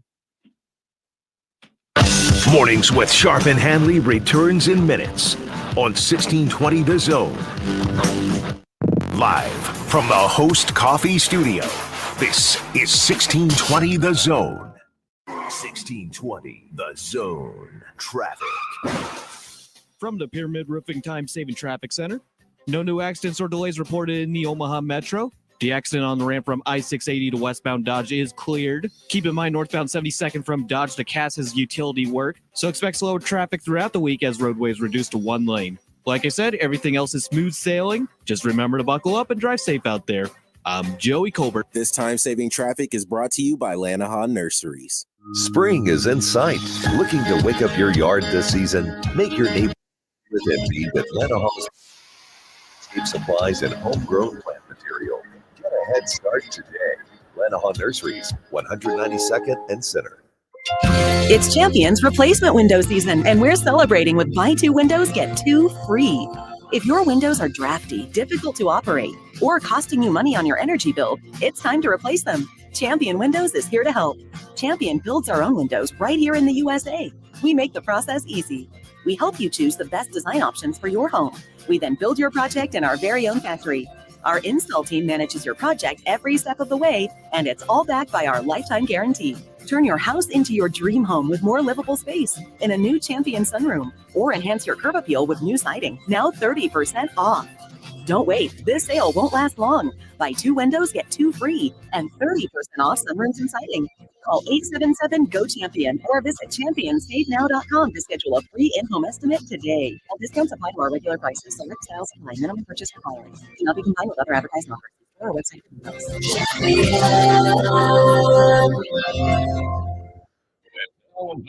Your money get from purposes. Looks like you're looking to go for 50 pounds. Is there anything you can take out? Oh, yeah. Let me just toss all these $20 bills. Hey, let me grab you a trash. Instead of throwing money away, move some clothes into a carry-on. And here's a better tip for Progressive on how not to waste money. Don't pay too much for car insurance. Drivers who switch could save hundreds. Free insurance company and affiliates. Potential not available in most states. Maverick baseball home openers are here. Maverick softball opens Thursday with Valparaiso at Clausen Field, and baseball opens with Portland on Wednesday at Cal Anderson Field. Get your season tickets or single game tickets by calling 402-554-MAVS or going to omavs.com/tickets. Also, this weekend is the Hockey Series finale as Maverick Hockey takes on third-ranked North Dakota. Get your hockey tickets by calling the box office at 402-554-MAVS or by going to omavs.com/tickets. New Year's resolutions start and end at Level Countertop, Cabinets, and Flooring in Elkhorn. Is your resolution this year to get organized, and take your kitchen to the next level? They create a unique space that's not only beautiful, but functional and organized. They come to you, listen to your needs, and create your functional design. For all your cabinet and organizational needs, visit their beautiful showroom at Level Countertop, Cabinets, and Flooring, 192nd in West Maple, or online at levelomaha.com. That's levelomaha.com. Tickets for less. Best seats, best prices, no service fees. Shop ticketsforless.com. KOCN Bellevue, Omaha, Council Bluffs. This is 1620 The Zone. Now back to mornings with Sharp and Handley on 1620 The Zone.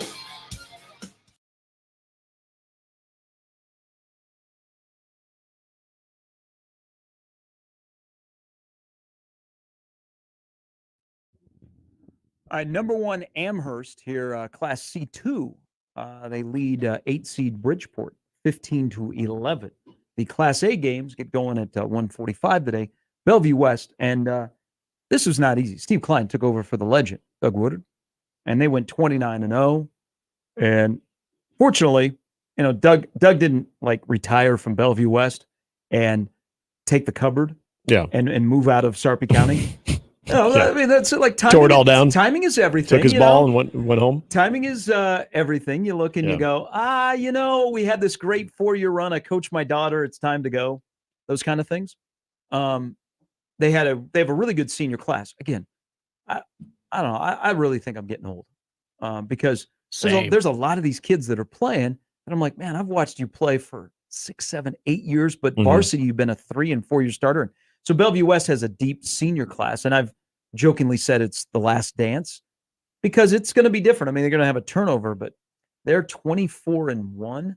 Steve's done a really nice job because everybody kind of was like, Bellevue West, they're going to be fine. Not always the case.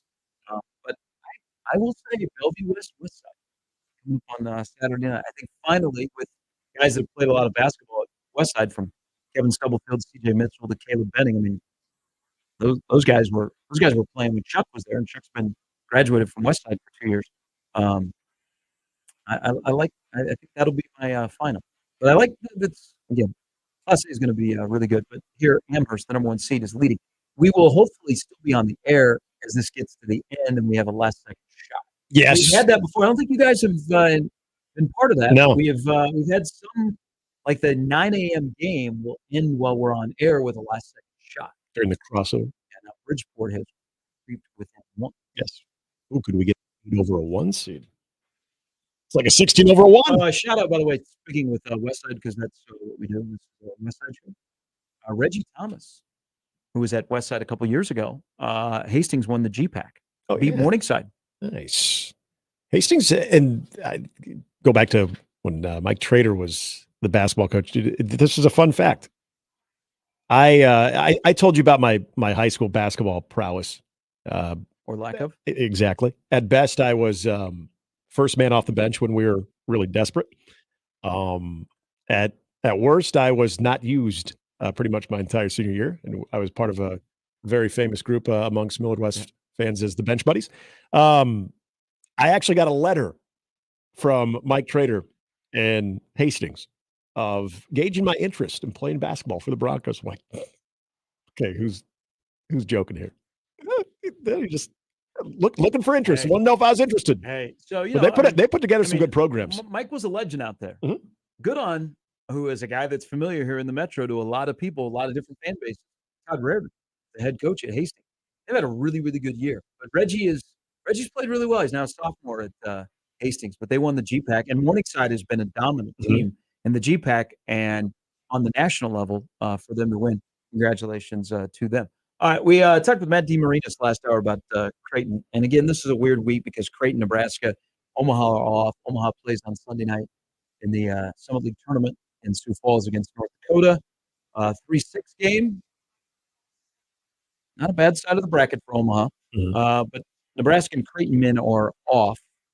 We do some scoreboard watching, a couple of key games tonight. But with Nebraska basketball, I don't know, you might see Hoiberg or members of his staff pop in and watch a couple of games. The one thing about this year's Nebraska basketball season, I'm going back to what I said earlier about why women's basketball, not just Caitlin Clark, has evolved because they've been able to develop storylines. Players are there for more than 1 year or more than 2. They've been there for a while, so teams can develop and you can follow teams. And from year to year, you essentially know who the players are instead of, oh, that guy was at Siena last year and now he's playing for my team. Yeah. The thing of the Nebraska basketball story with the Tominagas of the world that were here last year, even Juwan Gary, before he got hurt, or Sam Hoiberg or CJ Wilcher, is we've let those storylines develop. Why this will continue, and this is why I think it's important that Fred broke through this year, is this is not a one-off thing. It's not only do you have a lot of guys returning, now you're going to have to find somebody that's going to replace the productivity of Tominaga, and they'll do that. Mm-hmm. You know, they hopefully will be able to attract the right player out of the portal after this year. And here's the difference at Nebraska. I'm not convinced that Nebraska's NIL for men's basketball is in a good spot. So you have to use what you're doing now to attract the right portal guys. And I don't think Fred, even though he was Mr. Portal before portal was a thing, he's found a different look in the portal where they want guys at Nebraska that want to be here, because there's a lot of portal guys that say, hey, I'm doing you a favor by transferring to your school, instead of, hey, man, you can elevate my game and I want to be a part of it. And Fred's now changed to, we're finding guys that want to be a part of it, instead of guys that say, oh, yeah, I'll come to Nebraska because, this is what I can do for you. Right. But again, their NIL, they got to work on their NIL. But here's another part of why I think Nebraska's got a shot here to build some momentum. You're following Hoop Scoop, right, on Twitter? Mm-hmm. Yeah. You're probably not. No, I am.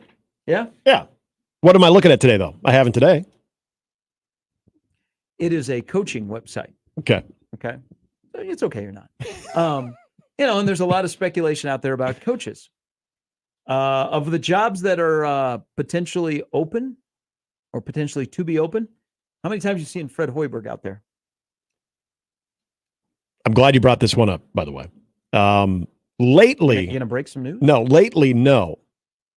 But that was something I even kind of thought about last week with a lot of sort of the musical chairs when it came to coaching, and what this season, if it kind of reaches its peak NCAA tournament, dare I even say a win in the NCAA tournament, if that puts Fred's name sort of back out there in jobs that will be available. All right, I'm going to burst your balloon. Okay. No. All right. Fred's fine in Lincoln. But here's the even more important thing about this: is not a one-off thing in Lincoln, where you can build off of 1 year led to this year, get to the NCAA tournament, whatever happens in the NCAA tournament. And then next year, when you have to replace a Tominaga, a Josiah Alec, I'm still not sure if CJ Wilcher is going to come back or not.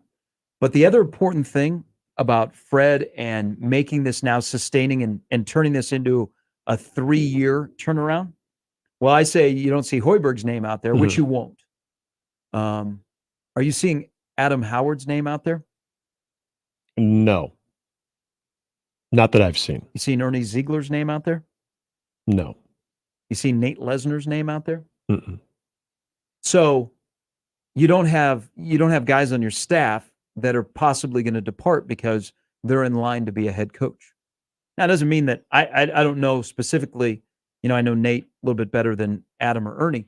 I think guys would like to be head coaches, but maybe they like being in current roles, and on this staff, they're not out there searching for head coaching jobs or having people drop their name out there. That's a key part of, if you're going to keep this rolling, is you keep an important ingredient of your season, your staff, together for another year. And that's one less thing you have to worry about in the offseason. Now, weird things could happen. Another school could come along and hire one of these guys. Yeah. But I feel pretty confident on the 6th of March that on the 6th of May, after signing day, these guys are all going to be together. And that's so the continuity part of the coaching staff, I think is important. And that goes without, I think that even goes without saying when it comes to any sport.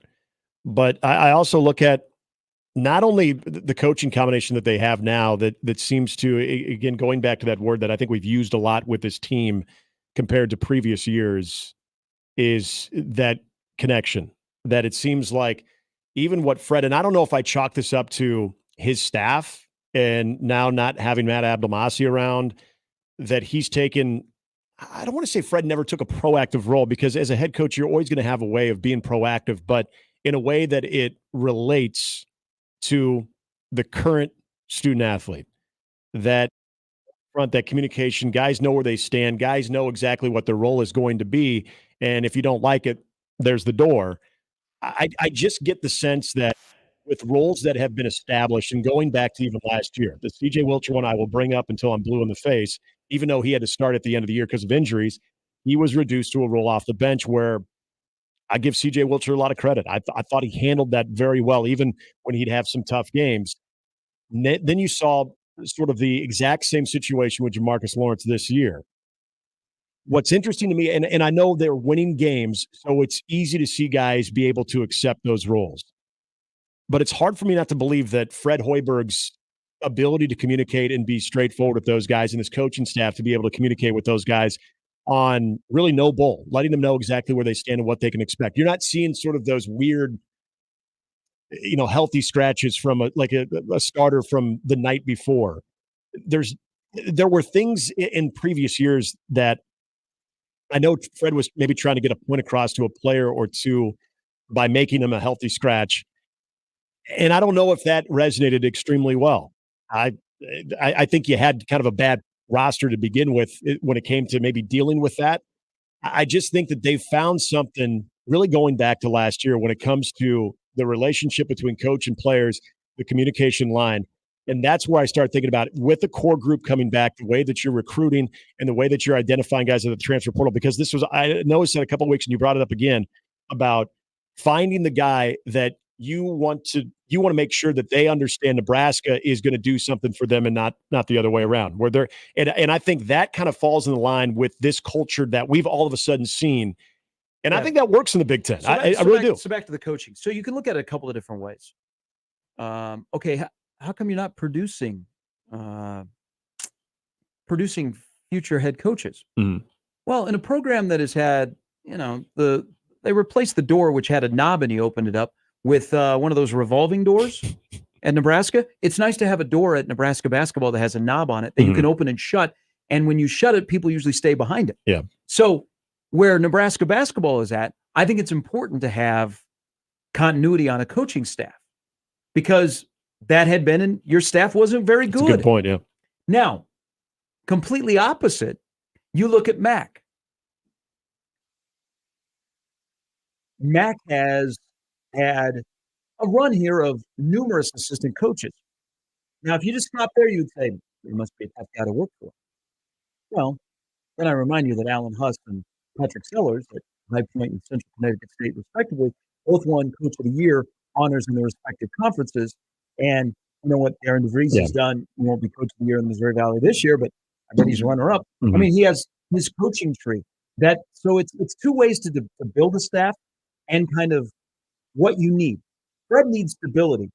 Mac's done a good job, but early in his career needed stability. Mm-hmm. But later in his career, he's good enough and he's grown as a head coach that, if guys are leaving his staff, he's able to attract similar types, or really because he's got a plan in place. Yep. I don't want to say it's plug and play because it's not easy being an assistant basketball coach.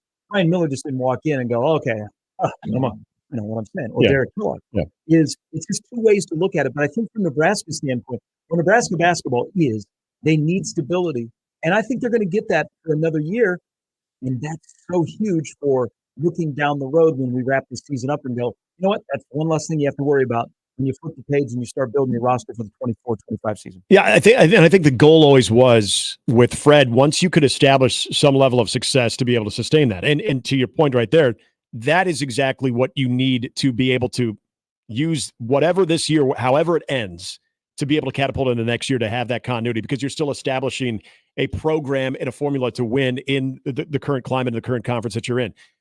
I would compare what Mac has done at Creighton in a similar way, just hear me out, to Nick Saban in Alabama. As far as you have a culture, you have a system, and you will promote your coaches. You will want them to be able to, if that's what they seek, you want them to go on and be able to pursue those jobs. But you are also very confident with the system that you have in place, the type of recruiting that you do, the brand itself, not only in the conference of the Big East, but as a national brand, that not only will that work for recruiting when it comes to players, but that'll be also fine when it comes to recruiting, up and coming coaches or well-established coaches, that you've been around college basketball as a highly respected individual, as not only a coach, but also a successful program, that people want to be a part of that. So once you get that rolling and you have that sustained success, that consistency that Creighton has, I agree. I believe it's a lot easier to be able to bring in other assistant coaches as others go get head coaching jobs and still not miss much of a beat because you already have that built-in success, that sustained program, and that blueprint for it already established. Mac knows exactly what he's looking for in the next guy when someone leaves. He knows the type of qualities that are going to work in that system, that are going to work in Omaha, that are going to work in the Big East. I think for Nebraska to try to, and I'm not even trying to say Nebraska's getting to that level, but for Nebraska to be able to sustain the level of success that the fans expect. And it's not a huge bar. That's the beauty of it, is for that year one, if we call this the year one of success under Fred Hoiberg, to get that immediate year two, I think it's imperative to be able to have as much continuity as you can, both with your personnel and your coaching staff. So one quick thing here on Mac. It's been kind of quiet on the contract stuff this week. We haven't had a media tour. Sometimes that means things are going to happen on a contract extension. Been quiet. Been it actually has been, really quiet this week. All right, Brandon Vogel is going to join us here in a little bit.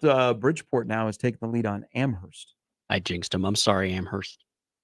8 seed.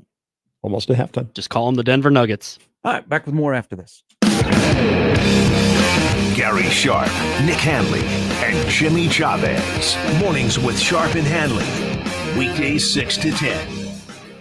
On 1620 The Zone and 1620thezone.com. Previously on Unsportsmanlike Conduct. Are roughly 11,000 players in college football, so they're getting $600 a piece. If you do the math, that's $6.6 million that they're paying out in NIL deals. No one has negotiated this $6.6 million figure on behalf of any player. This was a number that they set. Yeah, and I'd be very interested to know how they came to that number, right? Unsportsmanlike Conduct with John Bishop and Josh Peterson. Weekdays 2 to 6 on 1620 The Zone. Your Omaha area forecast from the Godfather's Pizza Weather Center and KETV Newswatch 7 on 1620 The Zone.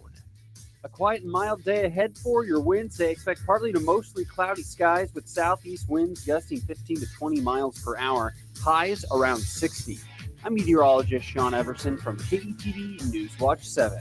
Blowout sale at Leach Camper Sales in Council Bluffs. And don't forget, coffee's always on. Sure, you could go elsewhere for your health and wellness products, or better yet, why not just come to 42 Degrees? Those other places don't even come close to the wide variety and premium disposable e-juice, CBD, Delta, Kratom, glass pipes, vaporizers, and other great products. With the friendliest, most knowledgeable, and professional staff who will find the right products just for you. If you're looking for a one-stop shopping experience, look no further. 42 Degrees. By your mom's house. Nicotine is an addictive chemical.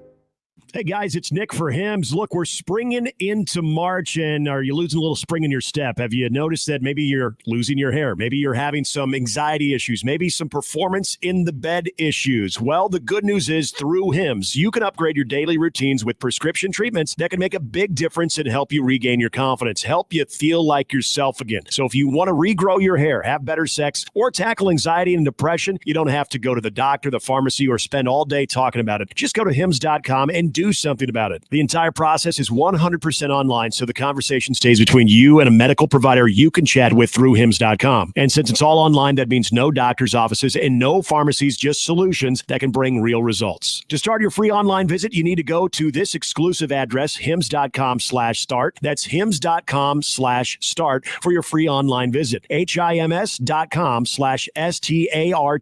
Prescriptions require an online consultation with a healthcare provider who will determine if appropriate. Restrictions apply. See website for details and important safety information.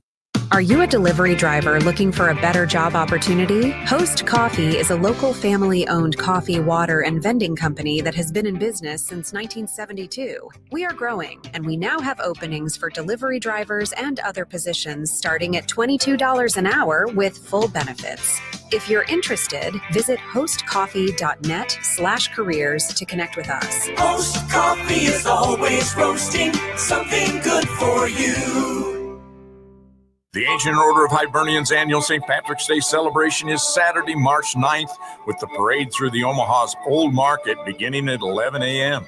Immediately following the parade, don't miss the fabulous party at Annie's Irish Pub, 11th and Capitol.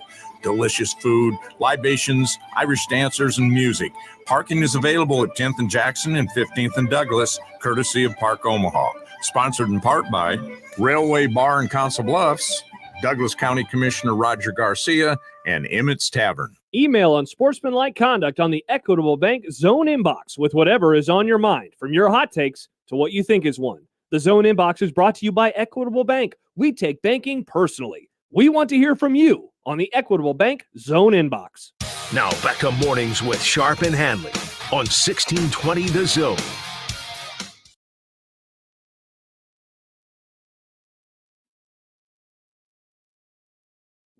A couple of things here.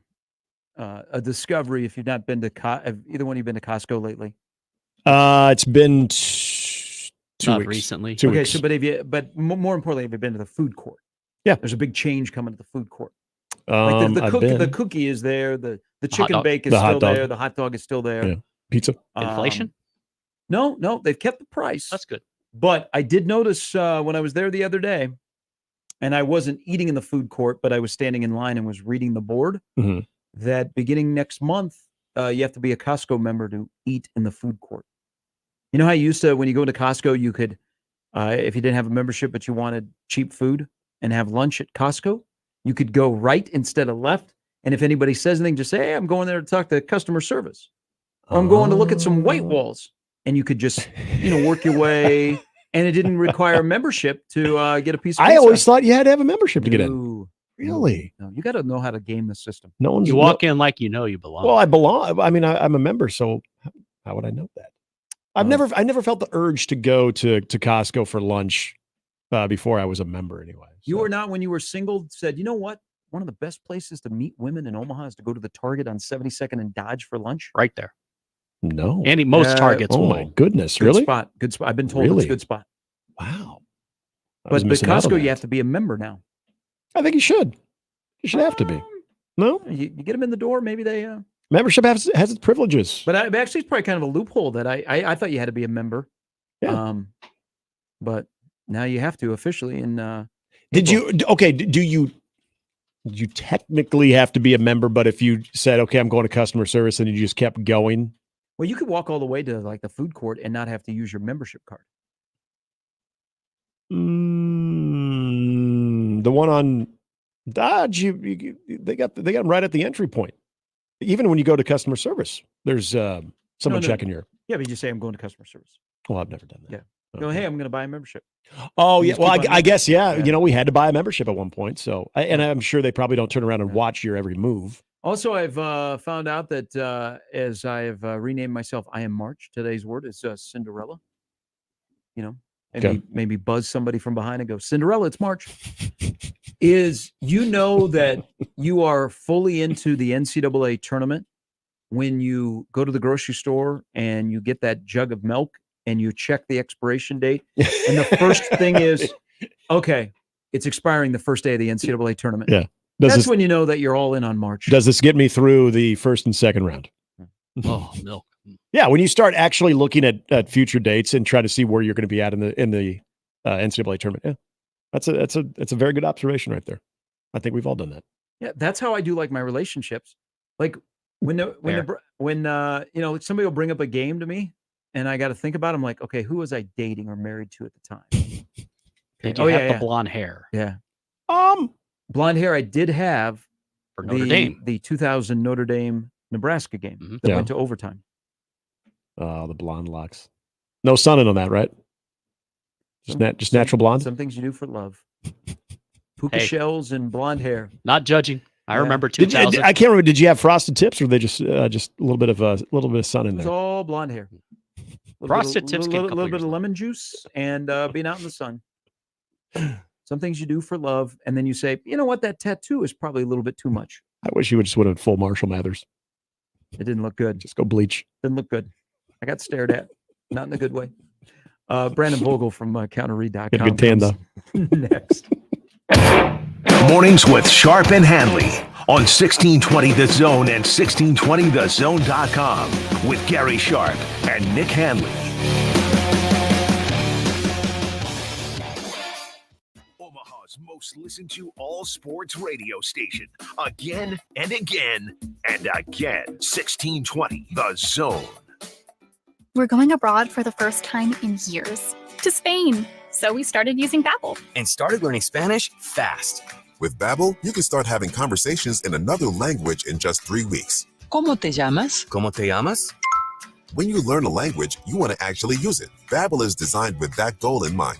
In just 3 weeks, we're starting to have conversations in Spanish. Gracias, Babbel. Babbel, language for life. Now try Babbel for free at Babbel.com. That's BABBEL.com. The Zone Hotline is powered by 42 Degrees, The Source, by your mom's house. Hey, Omaha dog lovers, get ready for more wags and more fun. Hound HQ, your dog's favorite spot for daycare, boarding, and top-notch grooming, is now open. At Hound HQ, there's plenty of space for a pup to sleep, play, and everything in between. Plus, our expert groomers are here to ensure your furry family member always looks fabulous. Join our pack on Facebook and Instagram at The Hound HQ, or visit our website, thehoundhq.com, and sign up your dog today. Hound HQ, more wags, more fun. Trees, are they all the same? Not at Lanahaw. Grown from a quality seed source, handcrafted in our local farms for generations, and acclimated to our tough Midwestern climate, Lanahaw's trees are different. Simply put, they're better. Much like our trees, we take great pride in being homegrown. Visit our garden center to find your next tree today. Rooted in quality, unmatched value. Lanahaw Nurseries, 192nd and Center. I'm Omar Reese with NFL Network Now on the Westwood One Radio Network. The 2024 franchise and transition tag deadline came and went Tuesday. A total of 9 players receiving the designations, including receivers Michael Pittman of the Colts and the Bengals' T. Higgins. They're set to make almost $22 million under the tag in 2024. Also making the list, linebackers Josh Allen and Brian Burns, Ravens defensive tackle Justin Matabuke, as well as defensive backs Antoine Winfield Jr., Jalen Johnson, and L'Jarius Sneed. Patriots safety Kyle Duggar received the transition tag, which allows him to negotiate with other teams, but gives New England a chance to match any offers. The players and their teams have until mid-July now to reach long-term deals, like the Texans did with tight end Dalton Schultz. The two sides agreeing to a 3-year, $36 million contract with $23.5 million fully guaranteed, according to NFL Network insider Ian Rappaport. This has been NFL Network Now on the Westwood One Radio Network. Wesley Financial Group is not a law firm. This story is called The Ugly Truth About Timeshare. If you think you've done your family a favor by buying a timeshare, you need my help. Hello, I'm Chuck McDowell, founder of Wesley Financial Group. 10 years ago, I started helping folks cancel their timeshare. And in the process, started what's now called the timeshare cancellation industry. The ugly truth is when you buy a timeshare, you can't tell me how much it's going to cost or when it's going to end. I recently helped a couple that had their maintenance fees go from $800 to $3,200 a year. They also received a $4,000 assessment for a hurricane that was over 1,000 miles away. Sound crazy? The crazy thing is this never ends. Call my office now. If we take you as a client, I guarantee we'll cancel your timeshare or you'll pay nothing. Call for your free information kit. Call 800-462-3333. That's 800-462-3333. 800-462-3333. And we're back. Mornings with Sharp and Handley. Here's Gary, Nick, and Jimmy on 1620 Zone. All right, our good friend from counterread.com. Great content up there. Basketball men and women continue their push. There'll be more from Brandon and Aaron Sorensen, and Brandon Vogel joins us now. Good morning. Good morning, guys. How are you? Good. Why does this season for Nebraska basketball feel different than maybe 2014 or maybe some other memorable seasons of Nebraska men's basketball?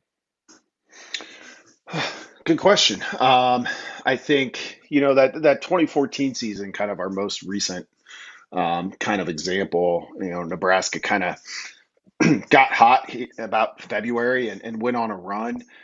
This season's been a little bit more steady. It's kind of been neatly cleaved into halves. You lose one game at home and go that way versus the road struggles. So I think this Nebraska team, to me, it's a little bit less of a surprise than we had with that Miles tournament run, and they've been a little steadier, even if the absolute kind of ability of the two teams may not be all that different.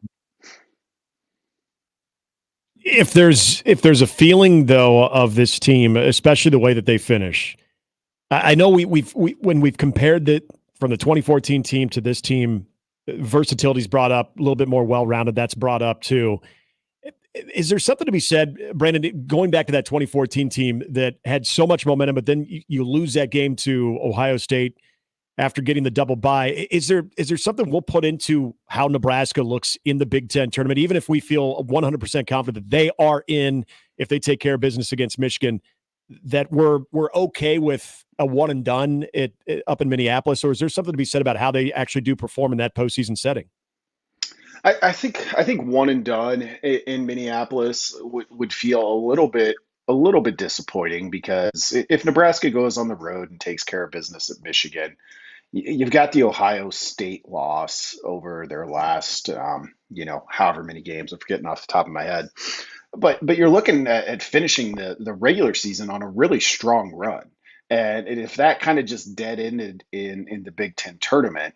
And maybe, depending on exactly the draw, and if Nebraska plays really well, maybe it's not that bad. But I think the expectations for this team are probably higher going into the Big Ten tournament than, you made the NCAA tournament, so whatever happens here is just gravy. Hey, so one thing Fred has done over the last, I don't know, 6 weeks, when he talks about where this team is, he always adds last year and the impact of Sam Griesel and Derek Walker and how the culture flipped. I mean, the culture flipped at Nebraska basketball in a short amount of time. Because I'm here to tell you, the first 3 years, my bedroom had more culture than Nebraska basketball had. But he uses Sam Griesel and Derek Walker. But do you think he could also make a case of how important we know they were, but that Keisei Tominaga came along at the right time for what this program needed on and off the floor? I think so. Because I remember, looking back at last year about this time, and, Nebraska was kind of finishing on a strong run here, and that was good. And it was a likable team. In some ways, it ended up being, I think, a preview of this team. But the big caveat there was you're going to lose your two most important guys in Griesel and Walker. And for, Sam Griesel kind of got to live out the dream and was as good as everyone hoped he would be in a Nebraska uniform. Derek Walker seemed like the piece that you just weren't. I mean, he did so many things, and to get a transfer in mass who, is a different kind of player, but has filled a lot of those roles for this team. And I do think, even though those guys were gone, this year's team is a continuation. Like, the kind of culture, I think, that developed a little bit last year carried on despite losing two key pieces of that. And that's a credit to the players that were on both squads, but also I think a credit to the coaching staff. Well, and when we've discussed the culture part of it, it's always brought up, and I think it's a good question to ask, and it's a good conversation to have, Brandon, and that is, for Fred Hoiberg, when he was at Iowa State, he was known for being able to bring in a transfer or two to sort of bolster a roster. But now, and we saw this early in his time in Nebraska, now, do you think what he's seen from that culture standpoint and how impactful it's been and how successful it's allowed this team to be, that you look at what you identify out of the transfer portal differently than you did maybe even 5 years ago? I think so. With Fred's timeline of what he was able to do with limited transfer rules at Iowa State, you go to the NBA, then you come back to college, and all of a sudden it's pretty much almost any player you could feasibly want might be available. It's very easy, I think, to kind of look towards the top of that transfer list and be like, well, we just want the best, the most skill we can get. What you're seeing with I think this Nebraska team, so Tominaga, obviously coming from the JUCO ranks, so a little bit different, kind of a pure scorer and enticing, but it took a while for, I think, him to fall into a spot where he could really help you in Big Ten play. Mast is a little bit different a player, really accomplished at his previous stop, but maybe not, I don't remember what his ranking was in the transfer portal, but not top level. So I think finding the fit, and having a culture that you're trying to fit to, that might have been the thing, is kind of trying to develop that at Nebraska and knowing okay, here's what we need. I think it does change how you look at the portal. Brandon Vogel from Counter Read joining us, and Brandon has addition to Counter Read yesterday about the Nebraska women's chances. I want to shift over to football. So we're 18 days away from spring football, but people aren't talking about it because that's a credit to Fred Hoiberg and what basketball has done. How do you think this edition of Nebraska football will be better equipped to handle the ups and downs of a freshman quarterback? There's no way in the world that Nebraska is going to have another year where the quarterbacks are going to combine for 10 touchdown passes, 16 interceptions, and nobody's going to throw for 1,000 yards. But it is a true freshman quarterback that will go through some learning on the fly. But why do you think this team will be better equipped to handle those ups and downs? I think because I want to put words in your mouth, but if you are. No, I do think that, and I think that's, well, there's two pieces to it. I think, and it's hard because you kind of only can truly know these things until after you see them happen. But I've been encouraged by kind of this coaching staff's approach to, like, we just need to level this thing out. Like, we need to get these guys to a point where they can live with, oh, we just threw an interception. And that hasn't been the case at Nebraska. And in some ways, for a team that certainly on defense still has a pretty veteran presence of guys who've been through the last 2, 3, 4 seasons, having been through those ups and downs pretty frequently, I think helps with that too. So it's kind of, I think the ideal form of it is the combination of experience and the messaging that they're receiving from the coaching staff, and we'll see if it works. But I do think they're headed in the right direction on that front. Brandon, it's interesting. In the most recent interview he does with JD Pickell, he talks about the mindset of a team trying to get over the hump when it comes to close games. I remember Matt Rule talking about this going maybe even a year ago, of something that it almost sounded like that whole notion sort of confused him because, he wasn't there for that. And there's going to be, a lot of players that are going to have an impact on the team that weren't part of that. So why should that be part of the narrative? Now it almost seems like he's sort of shifted and realizes this is something that they legitimately have to overcome. Is there a feeling that maybe it was something that it kind of annoyed him early on as far as that conversation? Now it's one of those areas where he understands, this is something that they have to tackle. I think so. I'm kind of forgetting what game it was. It was, in the first third of the season, first half, certainly. They lost a close game, and one of Matt Rule's comments post game was like, "Look, I wasn't here for all of those previous ones, so like I know that this is just an unwanted sequel in the Nebraska football story for those that have been watching for the past 6-7 years, but it's not to me." Which was fair enough. I think it made sense for a coach like Matt Rule to say that at that point. As we've gotten into the offseason, I think seeing what you just mentioned there, Nick, is like, okay, like maybe, I wasn't here for that. Like, this is my first or second one-score loss here at Nebraska, whatever it was. There is a cumulative effect, and recognizing that, I mean, you look at the way the season ended with November for Nebraska football, and I'm not saying it was like, oh, you didn't account for this, but you saw some of the same things. And if you had gotten over that previously, you probably go bowling. So those are kind of the real stakes, and I think that brings it into a clearer focus as you head into a new offseason. What does in-helmet communication finally being approved do for the game of college football? Streamlines it. Obviously, I think kind of brings it in line with everything else. It kind of existed, and Roll spoke about that too. When you look at some of the bigger high school programs that are out there across the country, they have it based on their state rules.